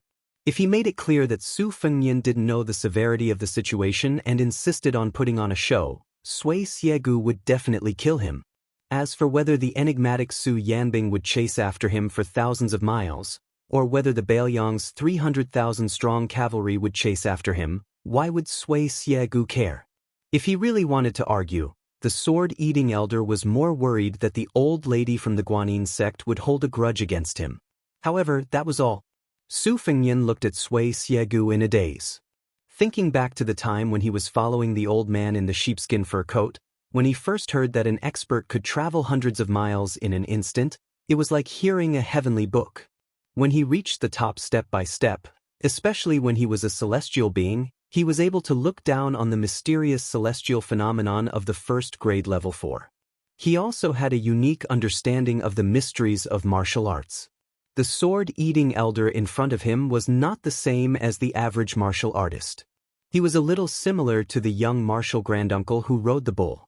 He walked the path of the heavenly way and his route was the creation of all living things. Although the path was the same, there was a difference in the width of the path. Hong Shixiang's path was obviously wider. However, Sui Xiegu used the sword to seek the Tao. Ever since Sui Xiegu picked up the sword, he had spent a total of 80 years cultivating it meticulously. Whether it was the flow of blood and qi, the circulation of qi in the organs and lungs, or the opening and closing of the cardinal acupuncture points, all of them were at the peak of perfection. Rather than saying that the old man used the sword to seek the Tao, it was more accurate to say that Sui Xiegu had already used the Tao to develop the sword. This was probably the reason why Sui Xiegu dared to challenge Wang Xinji. The old man's physique and martial arts were not as high as Wang Xinji's. However, as long as Wang Xinji did not dare to claim that he was superior to the heavenly way, then both of them would have a chance. At this moment, there was a white rainbow that came from tens of thousands of miles away and crashed into the pill garden. Everyone subconsciously closed their eyes to avoid the dazzling light. When they slowly opened their eyes, they did not know why there was still nothing strange in the pill garden. The old man with snow-white eyebrows was still there, and the new Prince Liang, Su Fengnian, was also calm. Other than that, there was nothing else on the pill garden. However, Sui Xiegu seemed to be angry and grunted. Su Fengnian, whose palm was placed horizontally on the sword hilt, suddenly smiled, as if a knot in his heart had been untied. Chapter 1242. Back then, he had once met the grand tutor of Beimeng, Li Qingshan, for the second time on the muddy road. He did not know whether it was before or after, but it was also good karma. The Qilin Daoist had said he was about to ascend, and he had indeed ascended. However, before Li Qingshan ascended, he had visited Bailiang as a streak of light and personally brought a message to Su Fengnian. It was a pity that apart from Sui Xiegu, who possessed a profound cultivation. No one else could appreciate such a shocking scene. The several thousand people outside the pill garden fields only took a blink of an eye, but to Su Fengnian and Li Qingshan, it felt like the time it took for a stick of incense to burn. After Li Qingshan ran into the pill garden fields, he staggered, almost colliding with Su Fengnian. After being supported by Su Fengnian with a smile, the old Daoist smiled brightly, but there was a hint of self-mockery in his voice. Since it's my first time ascending, and I've ascended to the high grade of the 18th grade, I thought I'd only ascend to the mid-grade at most. Even I found it rather difficult to control myself. It's mostly because of you. If I hadn't come, I wouldn't have been able to justify it. Su Fengnian bowed slightly. Congratulations on forging an immortal, Daoist. Li Qingshan extended a finger and pointed at the top of his head. Let's cut to the chase. My superiors are watching. I'm treated as a living immortal in the human world, but I'm just a rash newcomer there. I'll have to act according to their mood. I've taken the liberty of coming here this time to say some last words to you. You can treat them as the last words of an immortal. After all, whether or not there will be any ascended immortals in the future is another matter altogether. Let's not talk about that. Su Fengnian, I'll ask you something. You just have to ask yourself. I have to leave after asking. I don't want to hear your answer. Su Fengnian answered politely, please ask, Daoist. I'll think about it carefully. Li Qingshan straightened his face and asked sternly, cultivators, attaining immortality and ascending to the ranks of immortals. Are you challenging the heavenly Tao?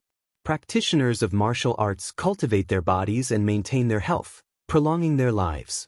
Are you competing with the king of hell? Since both of them go against the common sense of heaven and earth, why are there still ascended celestials and level 1 experts? Su Fengnian couldn't help but laugh.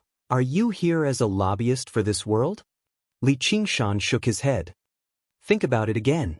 Just when Su Fengnian wanted to say something, Li Qingshan pointed at Su Fengnian's chest before vanishing in a flash. Afterwards, a pillar of light invisible to the world rose up from the ground, rushing into the clouds and breaking through the sky. Su Fengnian raised his head to look at the gradually dissipating light beam and the sea of clouds that remained in the sky.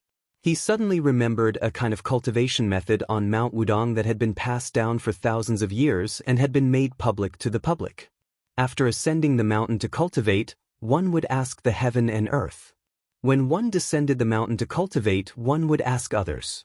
When one finally attained enlightenment, one would ask oneself. Cultivation. Cultivation was the truth. Su Fengnian began to realize that he seemed to have become far too busy after accompanying Su Xiao to meet the Empress of Beimang in the snowstorm. Moreover, this mental busyness was very self-absorbed. As a matter of fact, it was definitely not Su Xiao's original intentions. In the depths of his heart, Su Fengnian missed the Jianghu outside Beiliang. That had once been his childhood dream. He had once thought that it was the snowman he had compared to Xianyuan Qingfeng. Once it melted, it melted. He could not ask for it again. There were many people in the Jianghu who made Su Fengnian feel regret and guilt. Su Fengnian missed old Huang with a missing front tooth, the wanderer with a wooden sword, the old man with a sheepskin coat who was past his prime, Hong Shixiang who rode an ox, his eldest sister who had married off to a distant place in Jiangnan, and even the demon couple in the Duck's Head Green Inn. He missed the Beimang woman, Qing Zhu Nyang, who was constantly thinking about her dead daughter. There were many people in the Jianghu that he cared about, yet he could only watch on helplessly as they were separated from him, whether by life or death. There were many things that he had not done well. He could not stop old Huang from going to Martial Emperor City. He could not stop Wen Hua from being defeated in the Jianghu. He could not keep his eldest sister alive. He could not stop his second sister from sitting on the dragon throne, and he could not stop Sweet Potato from leaving Dunhuang City. As a result, Su Fengnian often felt that being the hereditary king of Beiliang was just a heavy burden that he could not escape from. It was not something that he truly wanted to do. Only now did Su Fengnian begin to think deeply about what he wanted to do after being asked by Li Qingshan. Su Fengnian gazed at the 9 heavens and said gently, "The heavenly path is a single plank bridge that only the heavens can walk on. The great path is a broad path that everyone in the secular world can walk on. He had no idea just how similar this sentence was to Li Yufu, who could make countless bolts of lightning roll through the world. In the end, Su Fengnian said to himself, "What do I want to do? It's so simple. I just want to be Su Zhao's son." Su Xiao gave so many desperate commoners a path of survival in the spring and autumn period. As his son, I want to guard this path. If anyone refuses, I'll make them agree. Sui Shigu, who had been waiting for a long time, rolled his eyes and said impatiently, "Kid, are you going to fight or not?" Su Fengnian smiled apologetically. He raised his hand and the Shu Dao sword emerged from its sheath. However, at this moment, a woman's voice suddenly rang out in everyone's ears, "Sui Shigu, get down here." Su Fengnian took pleasure in Sui Shigu's misfortune. He smiled and asked, "Old Senior Sui, are you going to fight or not?" Sui Shigu's expression stiffened. He gritted his teeth and said, "I'm going to fight. Why wouldn't I fight? Tantai Pingjing, there's no place for women to speak here." Su Fengnian restrained his smile and said, "It's fine." Li Chungang said that everything in the world is a matter of one sword. He glanced at the Shu Dao and said softly, "Go." The ancient sword, Shu Dao, instantly disappeared. Sui Shigu suddenly raised his head. Su Fengnian smiled and said, "But this sword of mine is a bit too much." Almost at the same time, the 100 swords of the Wu family in Beiliang, Shenyuan Qingfeng, Luo Yang, Su Ying, Tuoba, Deng Mao, the man who did not use a sword but carried a sword for his wife, the masters of the Beimang Chess and Sword Music School, Qi Xianxia who was still traveling outside Mount Longhu, the Tongxi sword Immortal Lu Baijie in the capital, the young Taoist Li Yufu who was rushing to Mount Wudong with his disciple Yufu, and Jiang and I who was in a daze in the old capital of Da Chu, all raised their heads at the same time.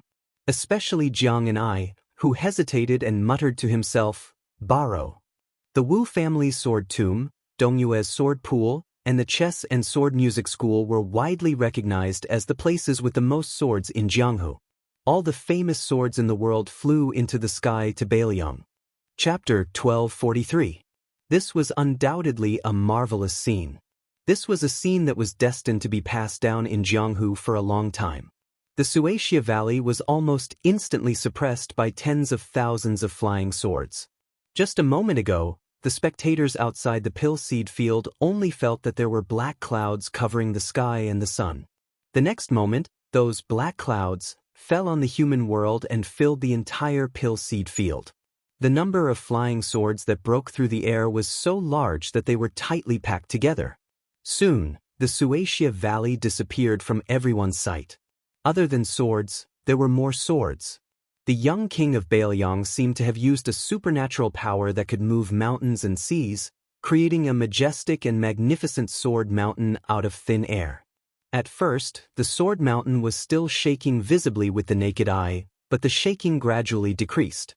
With endless sword after sword, the sword mountain became taller and more stable, until the entire mountain peak was completely motionless. Everyone outside the pill seed field was dumbfounded. They had seen fights before, but they had never seen a fight like this. At this moment, the people who were not convinced that Su Fengnian had inexplicably become the most powerful person in the world were finally convinced. Even the pessimists who had no confidence in the imminent battle of Liangmang also felt that they should believe in Su Fengnian for once. Shu Dao was the last famous sword to fall, as if it was carelessly thrown to the top of the sword mountain by someone.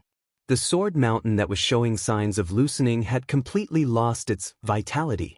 Occasionally, one or two slanted flying swords would slide down the sword mountain and fall outside the pill seed field. A tall woman standing far away under the eaves of a house on the street curled up the corners of her mouth. She glanced at the sword mountain that was more than 300 feet high and mocked, "I told you to scram, but you didn't. Your century-old reputation is destroyed in a day." Su Fengnian did not stand at the foot of the mountain, nor did he return to the carriage. Instead, he silently appeared under the same roof.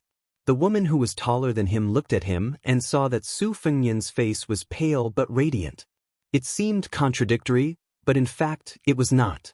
Tantai Pingjing saw it as a matter of course.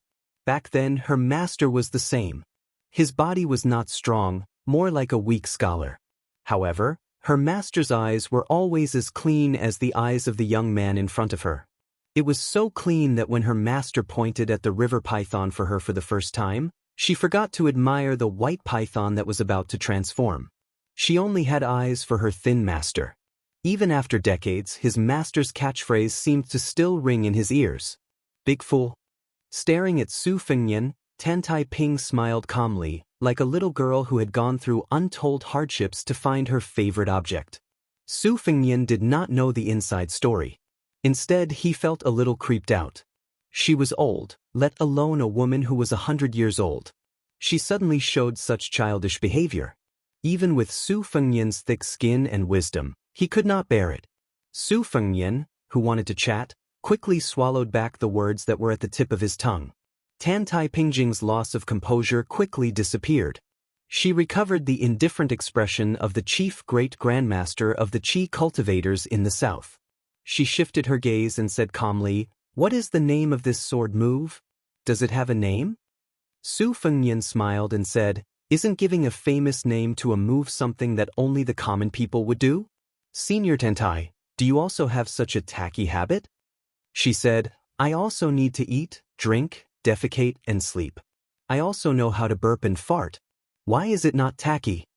Back then, Su Fengnian advised Wen Huan not to be too infatuated with those unattainable heroines and fairies in the pugilistic world. This was because they also needed to defecate. Could it be that they could produce a flower by defecating? It was similar to Tan Tai Pingjing's self-mockery. But after all, this was the resentful words of beggar Su when he was in trouble. Now, it was difficult to find joy in the midst of bitterness. Su Fengnian's mouth twitched. He smiled embarrassedly and said, "It's different. This is tacky and unbearable when others say it. But when it comes from Senior Tan Tai, it still sounds like a fairy." Tan Tai Pingjing looked past the crowd that still refused to disperse.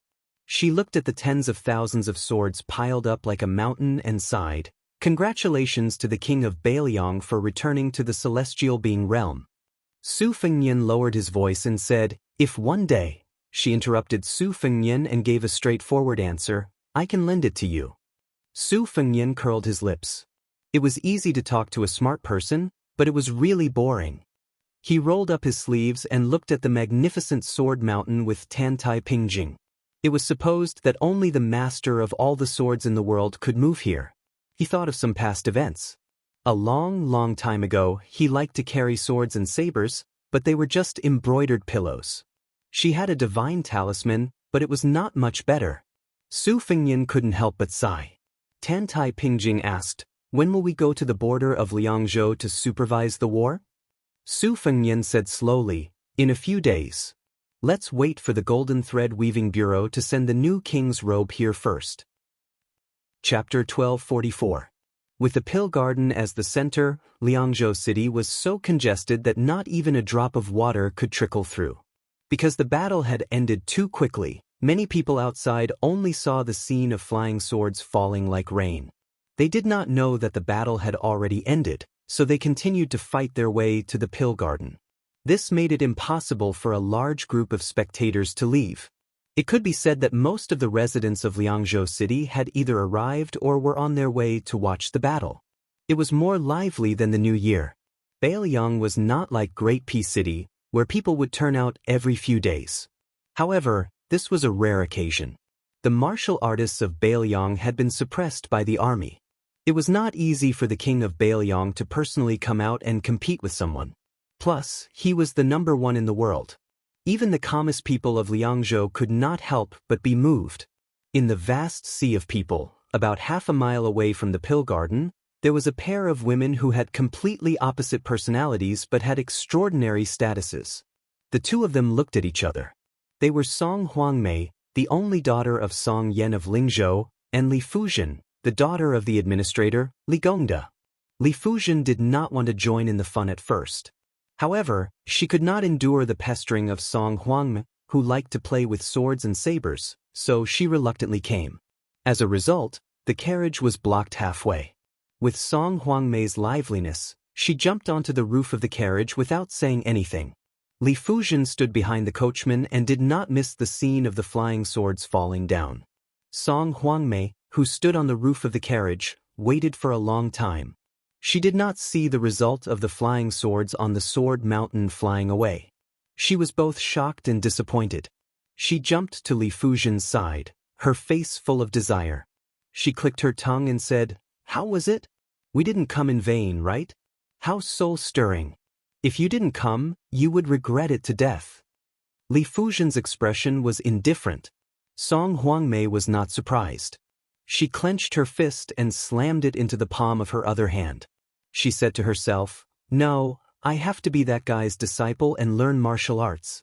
Even if I have to serve him tea and water every day, it's not a big deal. If I don't take such a top-notch expert as my master, isn't it a waste of God's gift?" Li Fuzhen wanted to say something but stopped. Song Huangmei looked at her with a pitiful face and begged, "Sister Fuzhen, my good sister, I know that you and that guy are childhood sweethearts. Your words are more useful than mine. Why don't you help me?" Li Fuzhen glared at him and said, "I advise you to give up." Li Fuzhen turned her head slightly and said coldly, "He and I have never seen eye to eye," Song Huangmei said with a mischievous smile. "It's better to squash enmity than to keep it alive. Moreover, it's fate for men and women to become enemies." Li Fuzhen snorted coldly. "That's also an ill-fated relationship." Song Huangmei rolled his eyes. Seeing that this path was not going to work, he just wanted to earn his own living. He racked his brains to think of a way to sneak into the prince's mansion on Mount Qingliang. In order to practice swordsmanship with him, he would just let the image of a lady from a respectable family go with the wind. At this moment, Li Fuzhen's mind was wandering thousands of miles away. Her mind was not focused. The situation in Beiliang could be said to be changing rapidly. Following Li Gongda's appointment as the deputy administrator, the officials in Beiliang knew that this year might be the last year that Li Gongda would be the top civil official. Furthermore, at that time, the administrator's performance in the military and political changes in Lingzhou was not satisfactory. Although he gave birth to a good son and was still closely related to the Su family, it was a rule since ancient times that a new emperor would bring in new officials. Furthermore, the situation now was not a smooth time for him to become a Taiping official. Sir Li, who had a mediocre reputation, might not be able to keep his position with the million-strong army of Beimeng. As a result, the Lingzhou administrator's mansion, which was much less noisy than it had been a few years ago, became more and more deserted. The new and old people in the officialdom all ran over to provincial governors Su Beiji and Song Yan's side to get familiar with each other. Li Fuzhen had never paid much attention to the ups and downs of the officialdom. However, as his father grew older and did not have any younger children to play with, he spent his days at home dealing with flowers, fish, and insects. Li Fuzhen did not know if it was because his father's addiction to being an official had suddenly disappeared or if he had accepted his fate. However, Li Fuzhen was still more used to his father, who spent every day exchanging pleasantries and playing tricks with officials. Every day, he was full of fighting spirit. Every day, he knew who he should meet the next day and what to say. He was not like now, leisurely passing his days and being a rich and idle old man. Li Fuzhen felt an impulse for no reason. "If I beg you for the first time, will you agree to let my father be the Beiliang administrator for a few more years?" Li Fuzhen laughed self-mockingly and shook his head. Li Fuzhen, why would you have such a ridiculous and funny idea?" Song Huangmei understood the character of this elder sister Fuzhen. When she was stubborn, even 9 oxen and 2 tigers could not pull her back. Therefore, he gave up on the idea of asking her to recommend him. Song Huangmei laughed and approached Li Fuzhen. "Elder sister Fuzhen, I have always been very curious. Why did the administrator give you such a strange name? It is even rarer than me. What is Fu? What is Zhen?" Li Fuzhen was stunned for a moment. This question really stumped her. She had never thought deeply about her name. She had always thought that perhaps it was the famous Fu and the innocent Zhen. Perhaps her father wanted her to be carefree for the rest of her life. Song Huangmei saw that she was silent and did not bother to get to the bottom of it. He said to himself, "I have always heard that the guy once invited Zhenwu Great Emperor to come to the Spring God Lake. With one punch, he destroyed the first Grandmaster of Mount Longhu invited by the little celestial master Zhao Ningxian. In the past, I thought that there were no immortals in the world. Now, I feel that it is really hard to say. Speaking of this, Song Huangmei laughed and said, Elder Sister Fujian, there is also the word Jin in Jinwu Great Emperor. Jinwu? Li Fujian laughed. Then, suddenly she could not laugh anymore. There was a word called lianing. Chapter 1245. Hundreds of elite cavalry from Lingzhou escorted the 3 carriages into Liangzhou city. The person at the front was Lingzhou Deputy General Han Laozhan. Looking at his armor, he was also one of the most powerful officers in Beiliang. This made the commoners who saw this scene click their tongues in wonder. They did not know who or what it was that made the Lingzhou military mobilize so many people, emptying half of the military officers in Lingzhou in an instant. Among the group of horses, there was one person who stood out. More accurately, he was like a chicken standing out from a flock of cranes. Among the large group of horses, cold swords, armor, and sharp spears, only this person was wearing the uniform of a civil official. He was escorting the carriage at the front. From time to time, he would glance at the window. His eyes were filled with pride, which was exactly what Su Weisheng had said when he was young. He was the head of the Golden Weaving Bureau, Wang Lin. This time, he rushed to Beiliang Palace not because of the Weaving Bureau, but because this young family head of the Purple Gold Wang family had done a beautiful job. He was worthy of Lingzhou Deputy General Han Laozhan being at his beck and call. Inside the 3 carriages, there was no gold or silver, nor was there any auspicious sign to pay tribute to Qingliang Mountain. There were only 3 pieces of clothing. After the Golden Weaving Bureau changed owners, Wang Lin focused on this matter. In the other territories of the Liang dynasty, the position of weaving officer was just a secret agent with a rank. They were the eyes and ears of the emperor. They had the privilege of sending a secret letter to the imperial study. Wang Lin was a weaving official who was promoted by Northern Liang after Li Shifeng retired and returned to his hometown. She had nothing to do with the talented and resourceful son of the Zhao family. Wang Lin, other than closely monitoring the Jianghu factions in Lingzhou, especially the rise of the Fish Dragon Gang, he was more of a weaving officer, doing the work of mending clothes. In the front carriage, there were 3 women. The oldest woman was not more than 30 years old. There was a small purple sandalwood box in the carriage. The youngest woman had a graceful figure and an outstanding appearance. Although she was wearing a woman's uniform made of ice, the details showed her thoughts. Her face was painted with a suitable shade of yume, and the stone used to draw her eyebrows was purchased from Xinyangzhai, which was known as Lingzhou's women's money-squandering brothel. On her wrist was a disc-shaped carved fish jade pendant that symbolized good luck. At first glance, this woman could tell that she came from a wealthy family. Compared to the other 2 women with few accessories, she was worlds apart. However, this rich woman always talked and laughed with the older woman, but she made things difficult for the woman with the surname Su. Of course, these tricks were all under the table and would not be disliked by others. The young woman did not know why she was so hostile towards the poor widow. No matter how she looked at her, she did not feel comfortable. Perhaps it was because the Su family's woman's chest was even more bumpy than hers. Or perhaps it was because she was clearly a country bumpkin with a son, but she was more popular with men than she was in the Golden Weaving Bureau. It was just like one of the weaving officer's confidants who was blind and fell in love with this woman at first sight. It was as if he had been bewitched. He even rejected the marriage that his family had agreed on, saying that he would not marry anyone other than the Su family's woman. He even said that as long as the woman nodded, he was willing to marry her officially. He did not mind her past and would even treat her son as his own. It was not just this scholar who had wasted 20 years of studying. There was also a general in Lingzhou who was about to become a military officer in his early 30s.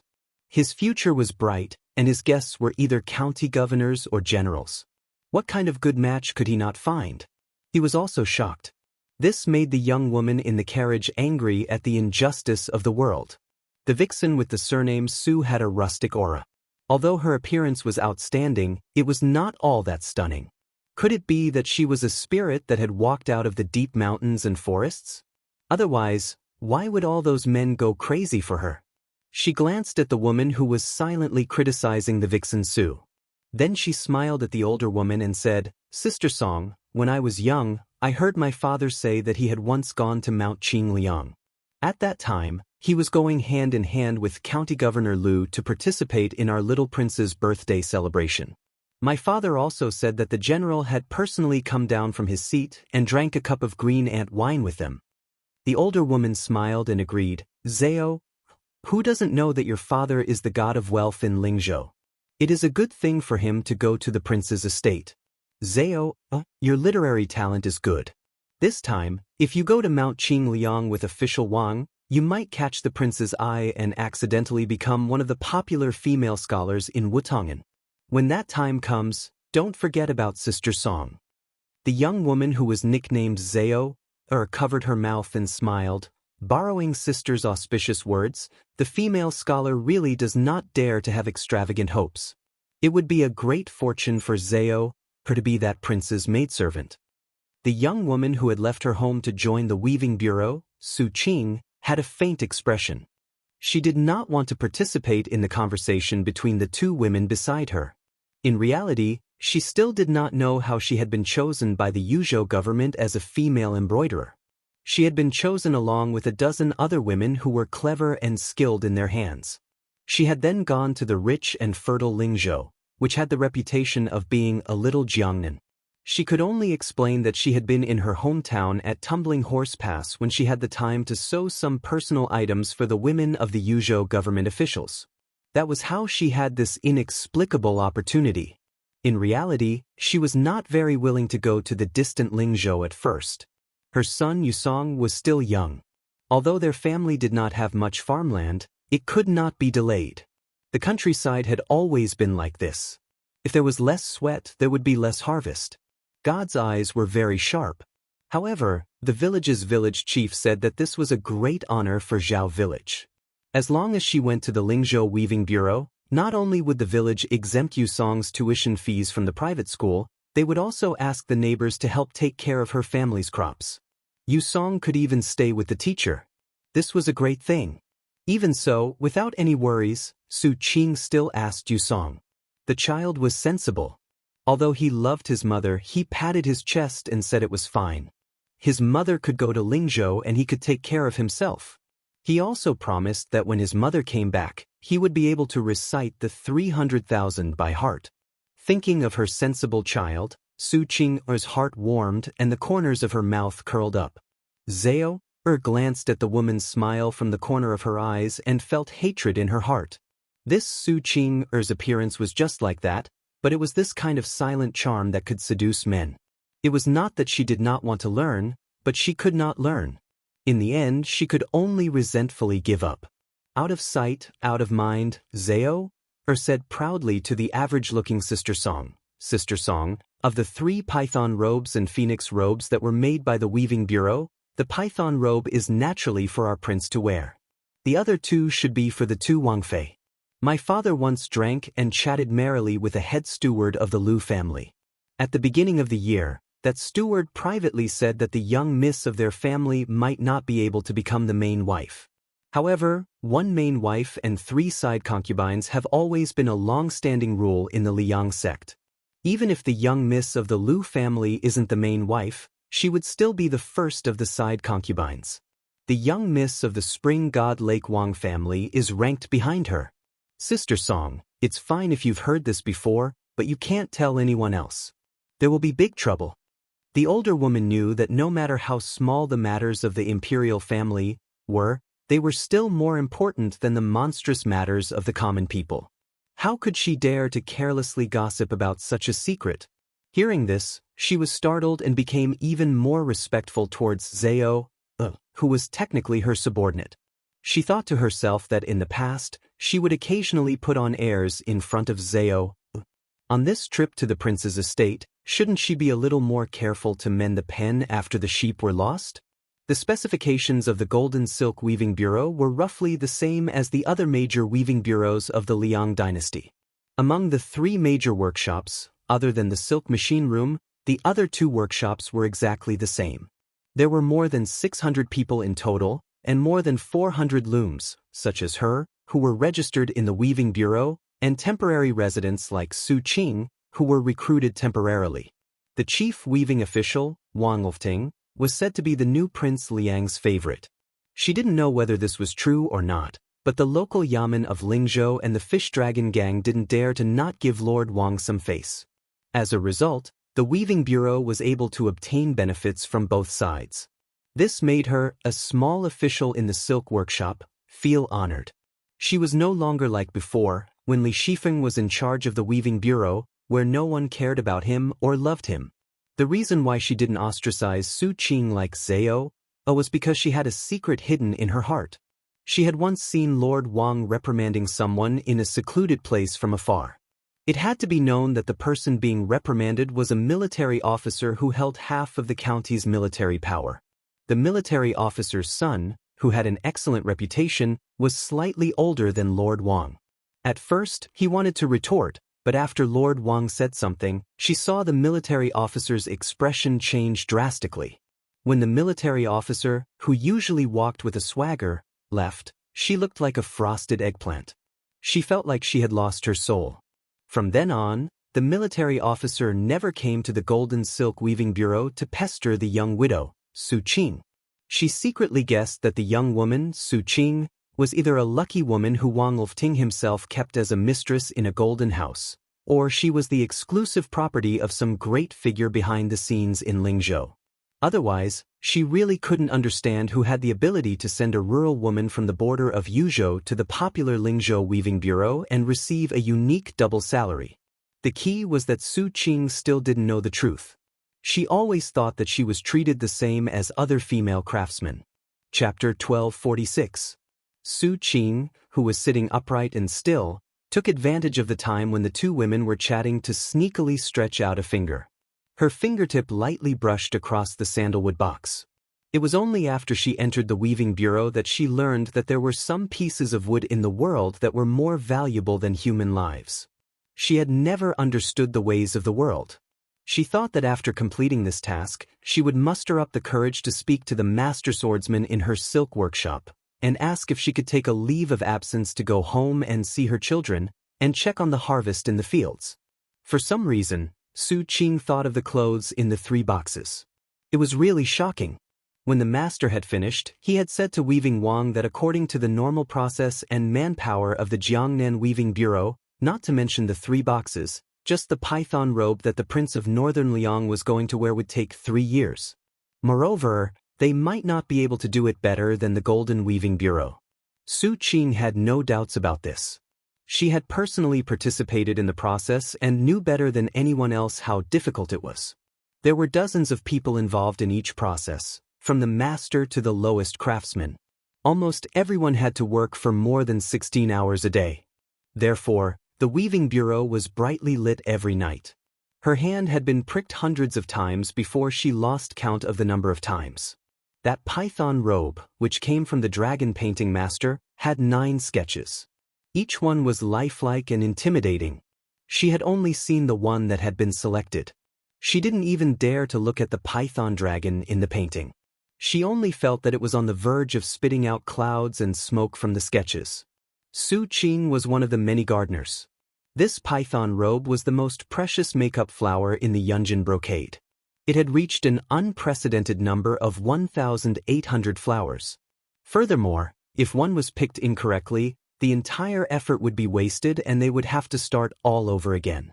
Previously, there was a female craftsman who had a good relationship with Su Qing. Because she picked incorrectly, Weaving Wang, who had rushed over after hearing the news, had ordered people to beat her to death. At the time, Su Qing did not care and pleaded for mercy for her. She only did what she could and left the rest to fate. Unexpectedly, the female craftsman escaped the disaster, but she also lost her position as an official craftsman and was expelled from the Weaving Bureau. The clever Su Qing had made an exception for the 3 pieces of clothing. In particular, the black robe embroidered with golden pythons had 18 golden pythons. After it was completed, it was truly a rare noble item in the world. Even a village girl like Su Qing, who considered herself ignorant and inexperienced, dared to say that other than His Majesty, who sat on the dragon throne in Great Peace City, there was no other king in the world whose python robe could compare to it. As for the 2 pieces of the future king of Bailiang's wedding dress, Su Qing did not have much thoughts. She was not like Zhao who would be swayed at first glance and fantasize about how good it would be if she herself wore it. The caravan drove straight in and arrived at the foot of Mount Qingliang. Wang Lin felt relieved. This time, there were more than 20 people accompanying the weaving bureau, but not everyone was lucky enough to enter the royal residence to broaden their horizons. There were 3 carriages, 3 chests, and 3 pieces of clothing. In each carriage, there were 3 female craftsmen guarding the red sandalwood chests. Wang Lin had already planned that each carriage could only have 1 woman to try on the clothes for the king of Bailiang and the 2 future princesses of the Lu and Wang families. The python robe was undoubtedly of the utmost importance. The female craftsman called Sihuazao had her father use countless favors and a full 6,000 taels of silver to beg an expert to help her. Wang Lin smiled coldly. She wanted to dress the king of Bailiang with just this? After Wang Lin dismounted, he called out the names of the 2 carriages that would be responsible for carrying the chests into the residence. The 2 women who were called out were so excited that their eyes immediately filled with tears. Their family backgrounds were clean, their appearances were delicate, and their personalities had always been honest. They were definitely not shrewd women who would do something superfluous. Wang Lin was very confident in them. Then, on the side of the first carriage, Wang Lin, the Lord of Weaving, looked meaningfully at the unknown Su Qing. He extended a finger and pointed at her, but did not say anything else. Su Qing was stunned on the spot. She had always thought that Sihuazao, the proud daughter of heaven, would be the one to try on the clothes for the young king of Bailiang. She had never thought that it would be her. For a moment, she was at a loss. Wang Lin frowned. If it had been anyone else, he would have been furious. But since it was her, Wang Lin was unusually patient. He glanced lightly at Su Qing and stopped to wait for her. The reason for this was because Wang Lin knew more. This young widow's background was very simple, but the man behind the scenes who had single-handedly sent her into Wang Lin's territory was someone that even he, the head of the Golden Weavers, could not afford to offend. Yozhou's General Huang Fucheng. This man was truly worthy of being called the king of Bailiang's trusted aide. Wang Lin, compared to this man who was famous for his ruthlessness in Bailiang, was willing to concede defeat, whether in terms of the maturity of his official cultivation or the degree of his viciousness and mercilessness. Wang Lin had always thought that the young widow at Tuma Pass in Yanji County was the woman that Huang Fucheng had taken a fancy to. Thus, he did not hesitate to pinch his nose and treat her with courtesy.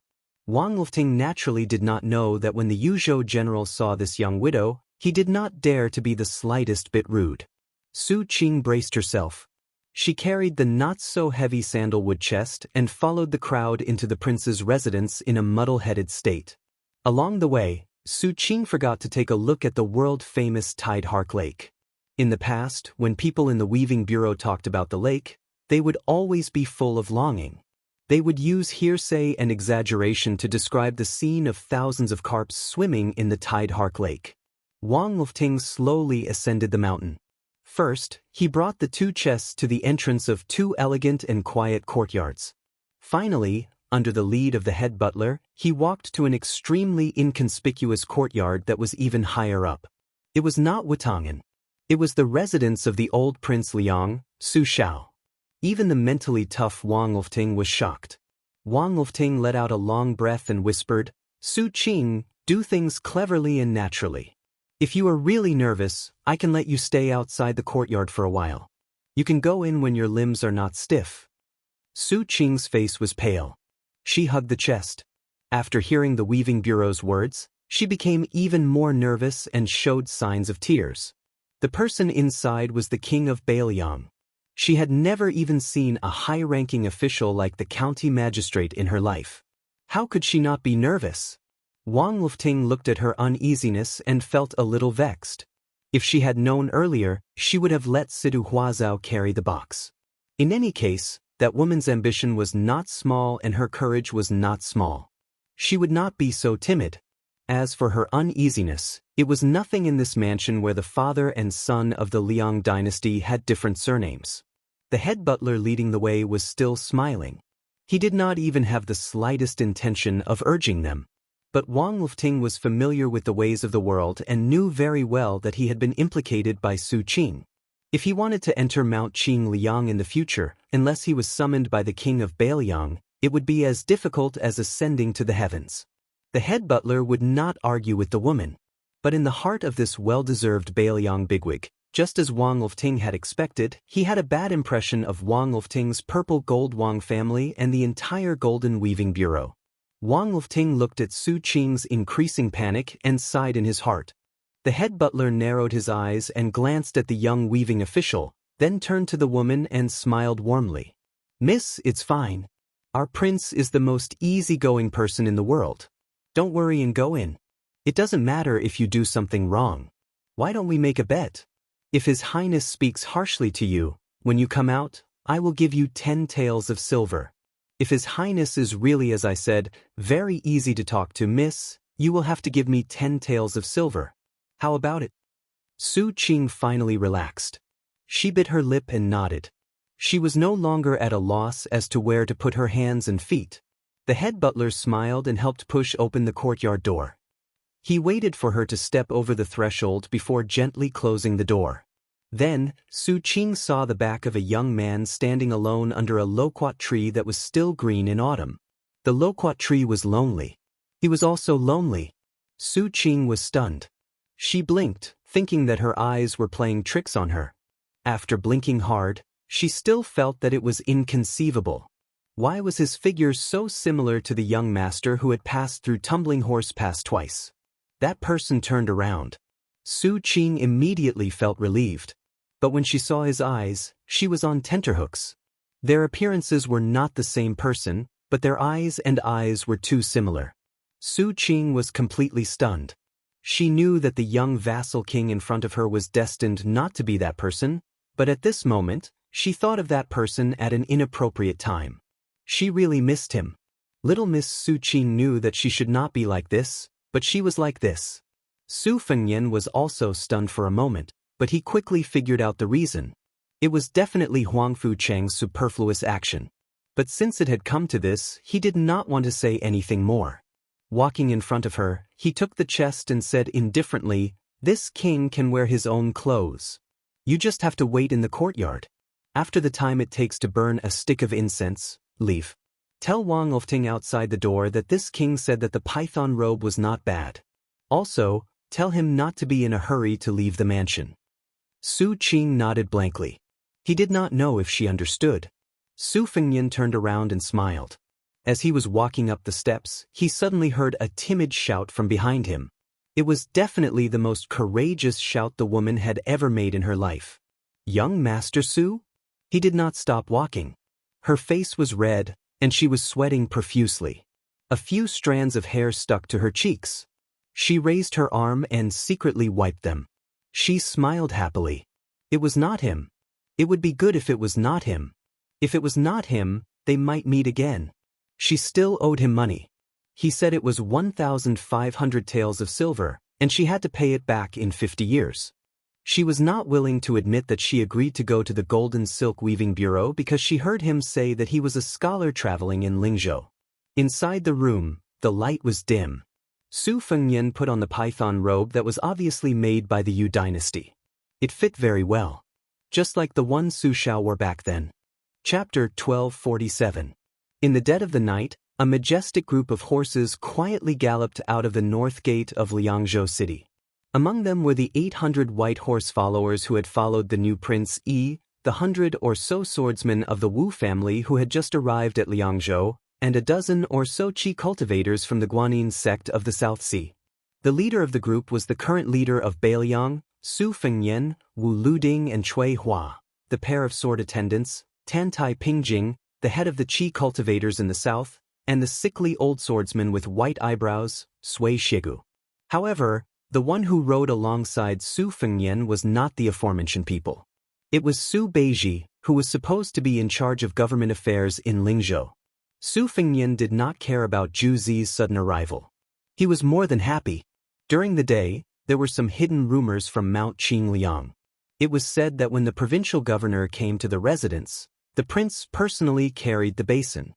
When the provincial governor washed his face, the prince even smiled. This confused the people in the residence. Should they say that the prince was courteous, or should they say that Su Beiji, the young governor of the border, was too popular? Anyway, the northern barbarian, Su Beiji, as the grandson of the king of the northern courtyard, Su Huainan, had a sensitive identity. However, he was able to rise up the ranks in Bailiang. Outsiders could only see the flowers in the fog. Su Beiji brought a piece of terrible news.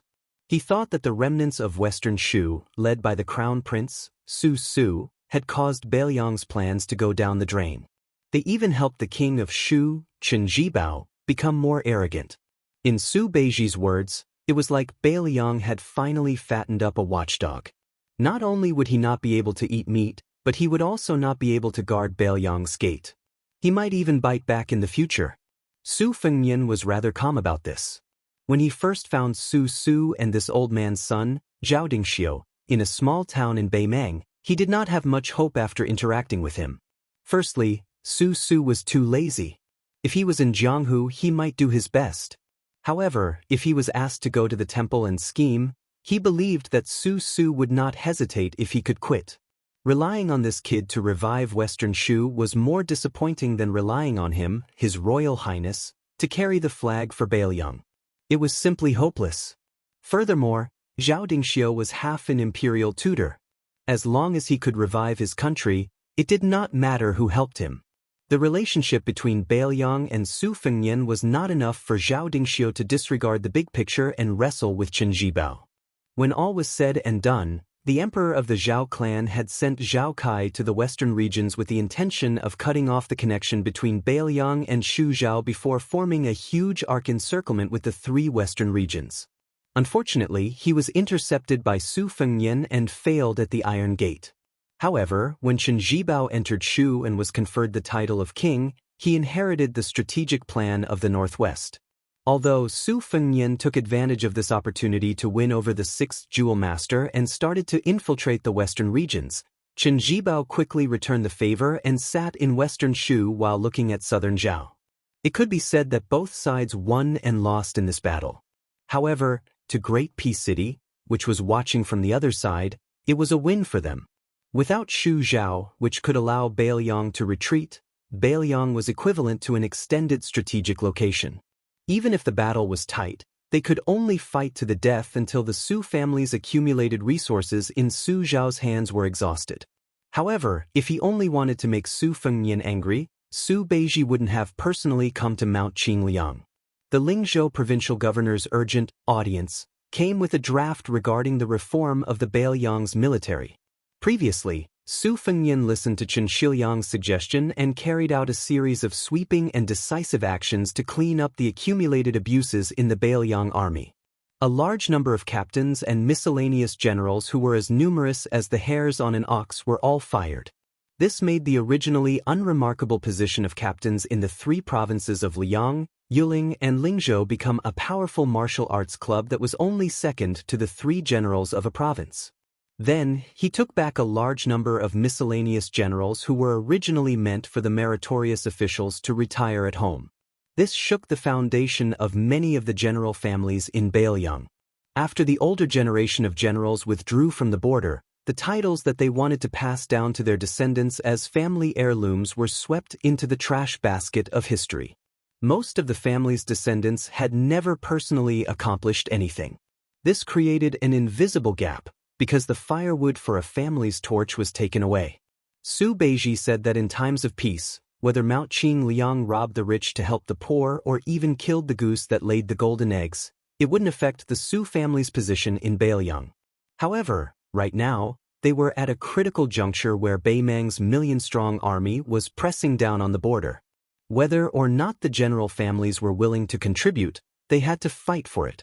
After leaving Liangzhou, Su Fengnian didn't interrupt from beginning to end. It was always Su Beiji who spoke tirelessly about the pros and cons. Su Fengnian wasn't someone who couldn't listen to opinions, but he was indeed a bit troubled. To be more precise, he had difficulties that he couldn't speak of. If it had been anyone else who brought up this matter, Su Fengnian would have accepted it without hesitation. However, since it was Su Beiji who brought it up, Su Fengnian had to think carefully. Su Beiji didn't mind Su Fengnian's silence. He continued to talk about the general framework of Bailiang's army in his mind. The border army doesn't need to draw legs on a snake. Just follow the old rules and do things. The local officers, both old and new, are also clear about their duties. However, right now, Bailiang needs more people who are willing to fight on the battlefield. In the Battle of Liangmang, Bailiang was slightly better than Beimeng in terms of leading soldiers. In terms of bravery, Bailiang had the upper hand. However, the more this is the case, the more we can't lose too much to Bailiang in terms of tenacity. Our Bailiang can't win 10 battles or dozens of battles only to lose everything because of one big battle. Chapter 1248. Su Beiji's eyes were resolute as he said in a low voice, Bailiang's foundation is not strong enough to begin with. Now, the general families who have no hope of defending their positions are rushing to leave Bailiang. It's true that most of these people are vermin, but can't they really become part of Bailiang's fighting force? The battle between countries has always been about who can endure more and who can take more hits. According to my plan, Bailiang will have the titles of 3 great military generals. These 12 titles are destined to be given to the outstanding people of the border army who have made great contributions in battle. However, there will be 12 ranks of military generals in the ranks of colonel, and cavalry. There will also be 2 great civil generals.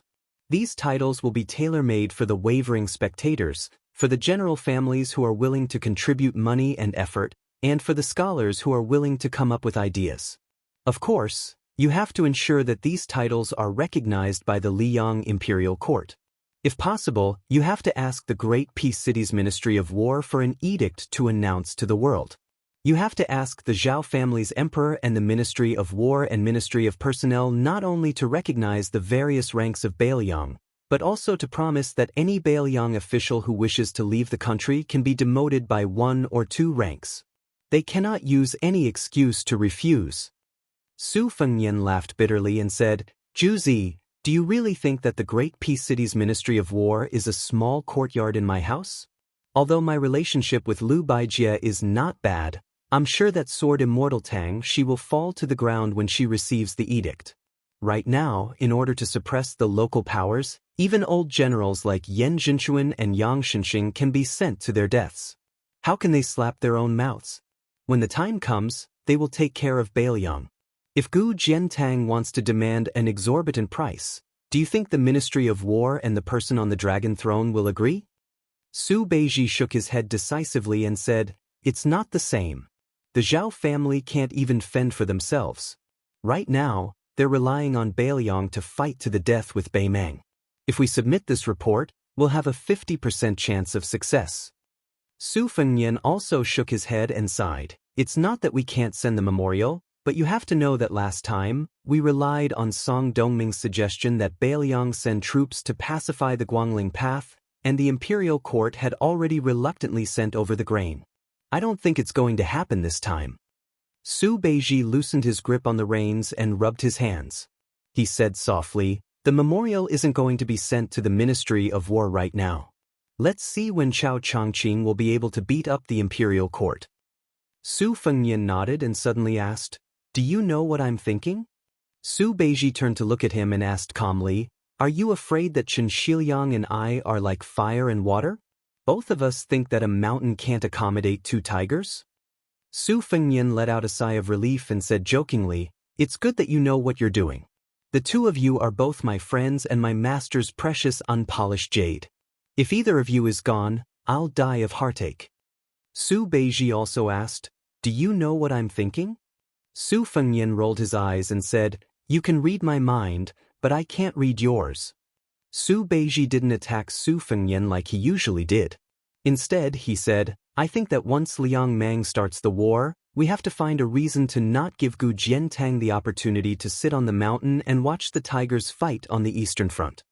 Su Fengnian froze and said, Not only does this touch Yuan Benxi's bottom line, I'm afraid that even Zhang Julu and Qi Yanglong won't agree.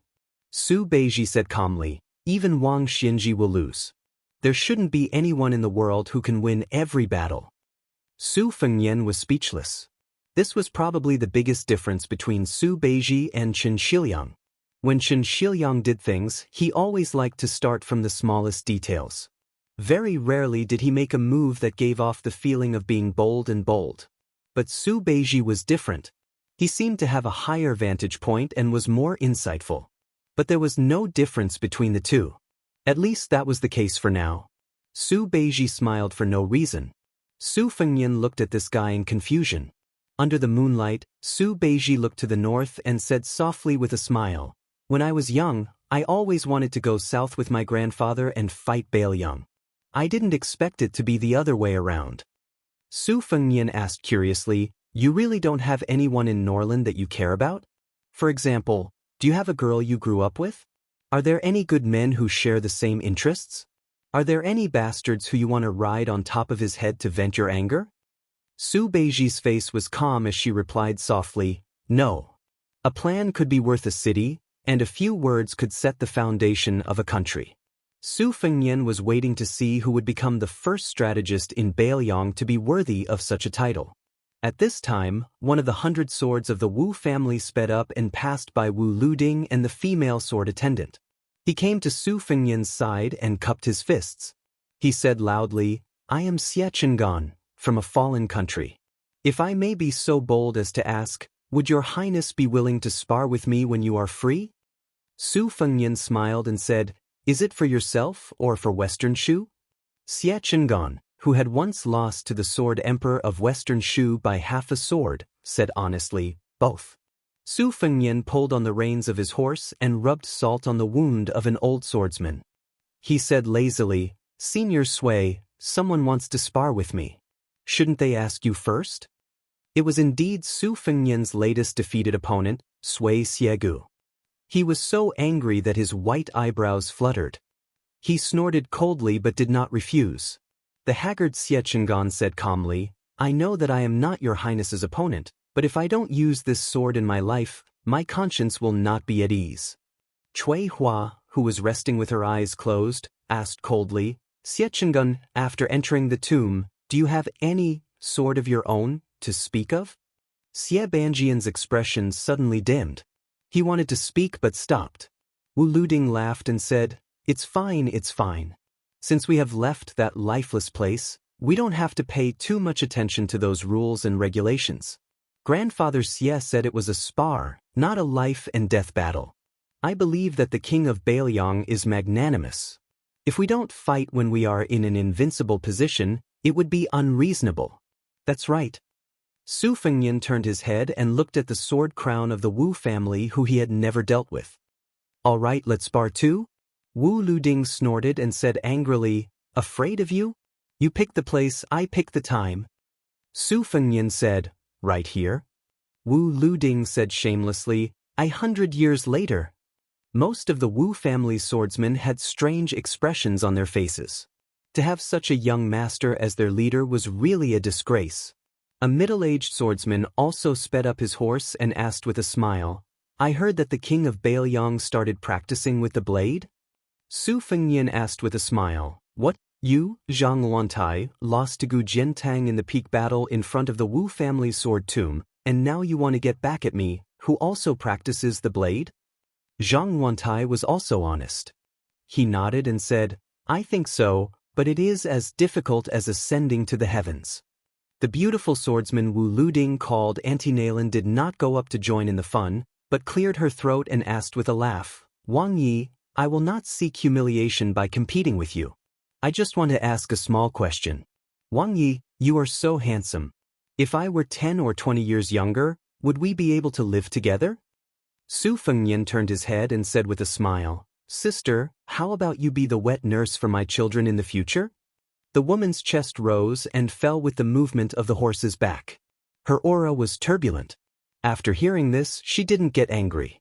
Instead, she teased, "If I had known earlier, I would have gone to find Princess Consort and shamelessly claimed her as my sister. Perhaps Prince Yi would have been able to call me that now." Su Fengnian said helplessly, Fortunately, you did not claim my mother as your sister 20 years ago. The sword maniac Helian, the sword monk Chui Meigong, and the oldest swordsman of the Wu family's sword tomb all smiled. After a wave of laughter, Su Fengnian said, "You are all famous grandmasters of the sword. If you want to compete with me, then forget it. I will not agree." On this trip, Su Fengnian only had a cold blade at his waist. His fingers rubbed the hilt of the blade at his waist. He raised his head to look at the sky and smiled. "When we reach the border, you should see the best blade in the world and see how good it is." In the middle of winter, when it was snowing, the cold blade would be unsheathed and held horizontally. When there was no one around, it would cut the snow. Some people would cut off their heads and drink the blood. Chapter 1249. There are 2 more chapters in the evening. Northwest Frontier Fortress, a lonely city, surrounded by clouds and sand. At dawn, a tall Qi refinement grandmaster pulled the reins and reined in the horse. Looking at the desolate scene of the vast sky and high ground, she felt particularly peaceful. She only had 2 horsemen at her side. Wu Luding and the female sword attendant had parted ways with the Wu clan cavalry a day ago. Under the escort of the white horse Yizong, they had headed together to the base of the northern Liang Protectorate that was overseen by Mount Chu. If everything went as expected, this group of top-class swordsmen would serve as the sharpest and most secretive blade tip of the northern Liang border army. As for the young minister, Su Beiji, he had already turned back on his horse. Shi, Su Fengnian, and Sui Shigu continued north. They directly passed through the border defense line of Liangmang and swaggered into the southern dynasty's dragon waste state. Tantai Pingjing bent down and stroked the soft mane of the horse. This horse was extraordinarily handsome. Indeed, only Bailiang could raise such an outstanding horse. She looked up at the quiet young Prince Liang sitting high on the horse. Along the way, intelligence reports were constantly sent to him. Su Fengnian read them and burned them casually. It seemed that he had not once interfered with the border military affairs. This kind of hands-off boss seemed very relaxed and comfortable. It was as if he could do the job well for anyone who sat in his position. However, Tantai Pingjing was not a frog at the bottom of the well. Since Bailiang claimed to have 300,000 cavalry, if they were in a peaceful world, not a person with the surname Su could be the Prince of Peace. The Zhao family of Liang would have already cooked the hound. Not to mention, in the current chaotic world, Beimang's million-strong army was pressing on the border.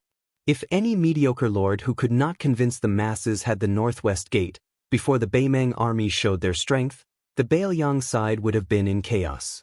No matter how many border troops there were, as long as the army's morale was slack, even if they gave Bailiang 300,000 soldiers, they would still not be able to stop the fierce army of Beimang that was released from the cage by the old woman. Su Fengnian's thumb and forefinger subconsciously rubbed the rough reins. He stopped the horse on the slope and looked into the distance. The fire and smoke sank to the west, the valley was quiet and the mountains were empty. But the general could fight 100 battles without the emperor building the Great Wall. This was a frontier fortress poem that was popular in the Central Plains.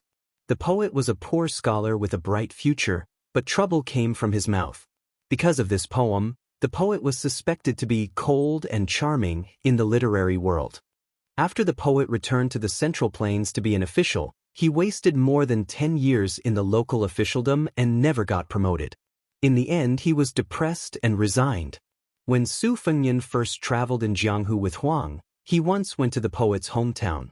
Although he was very embarrassed at that time, it was not a problem for him to pretend to be rich and buy a pot of wine to visit.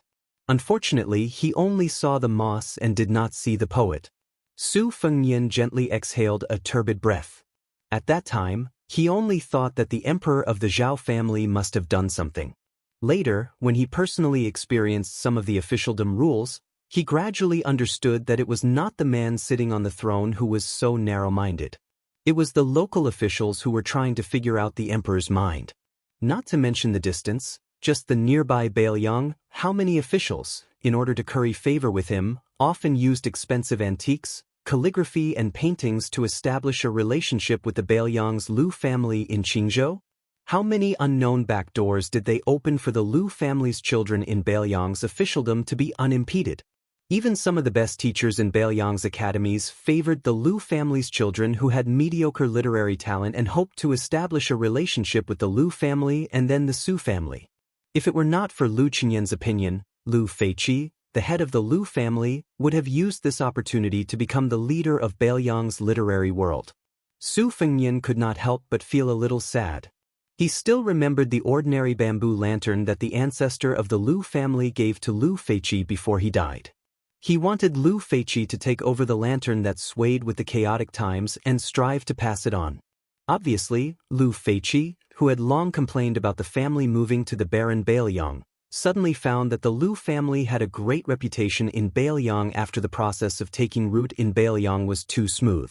Not only Lu Feiqi, but the entire Lu family was too complacent and was far less conceited than the old fox Wang Lin, who was a relative of the emperor. But what really made Su Fengnian depressed was Wang Linquan's obedience. The more the Wang family of the spring god lake deliberately tolerated the scholarly Lu family, wasn't it deliberately digging a hole for the Lu family to jump into? Compared to the Lu family's insensibility, Wang Linquan's overt schemes were actually more of a headache for Su Fengnian. But these were difficult to resolve and could not be explained clearly. As the son-in-law of the two families, Su Fengnian could not use his status as the king of Beiliang to bully others. The more he did, the more mistakes he would make. In the end, he could not escape the saying that he favored one and discriminated against the other. Fortunately, these thorny matters were not urgent. Moreover, Lu Qingyan handled things appropriately. Even his second sister, Su Weisheng, admitted that she could not find any flaws in Lu Qingyan. Between women, mother-in-law and daughter-in-law, sister-in-law and sister-in-law, these relationships were all like swords and knives that did not see blood. Men were naturally incomparably miserable when they were involved. Su Fengnian, or in other words, Beiliang, was facing a great disaster. Ever since Su Shao was conferred the title of king and took over Beiliang, Beimeng had been eyeing them covetously. As long as they could destroy Beiliang and bypass the eastern border where Gu Jiantang was overseeing, then the fertile central plains would be like a woman waiting to be slaughtered. How could Beimeng, a man who could not endure the hunger and thirst, not risk his life to attack Beiliang? In the past, under the planning of Su Shao and his master, Li Yishan, although Beiliang did not have the problem of whether to defend or not, there was still enough space for the Beiliang cavalry to move around. They could take the refugees and retreat to the western regions. They could also retreat to western Shu and Nanzhao as support, enough to fight Beimeng to the death. Even if Beimeng took over Beiliang, which retreated after the battle went badly, it would be an isolated place with scorched earth. On the contrary, it would increase the supply line of the Beimeng army. Beiliang could continue to confront Beimeng at the western Shu border and could even harass Beimeng in the vast western regions. However, because Chen Zhibao was conferred the title of king and entered Beiliang, he cut off the entire western regions of western Shu and Nanzhao. As a result, Su Fengnian and Beiliang had no strategic depth and could only defend to the death. Su Fengnian felt an indescribable sense of guilt deep in his heart. It could not be said that he had let down the Beiliang people, but he felt that he had let down Li Yishan.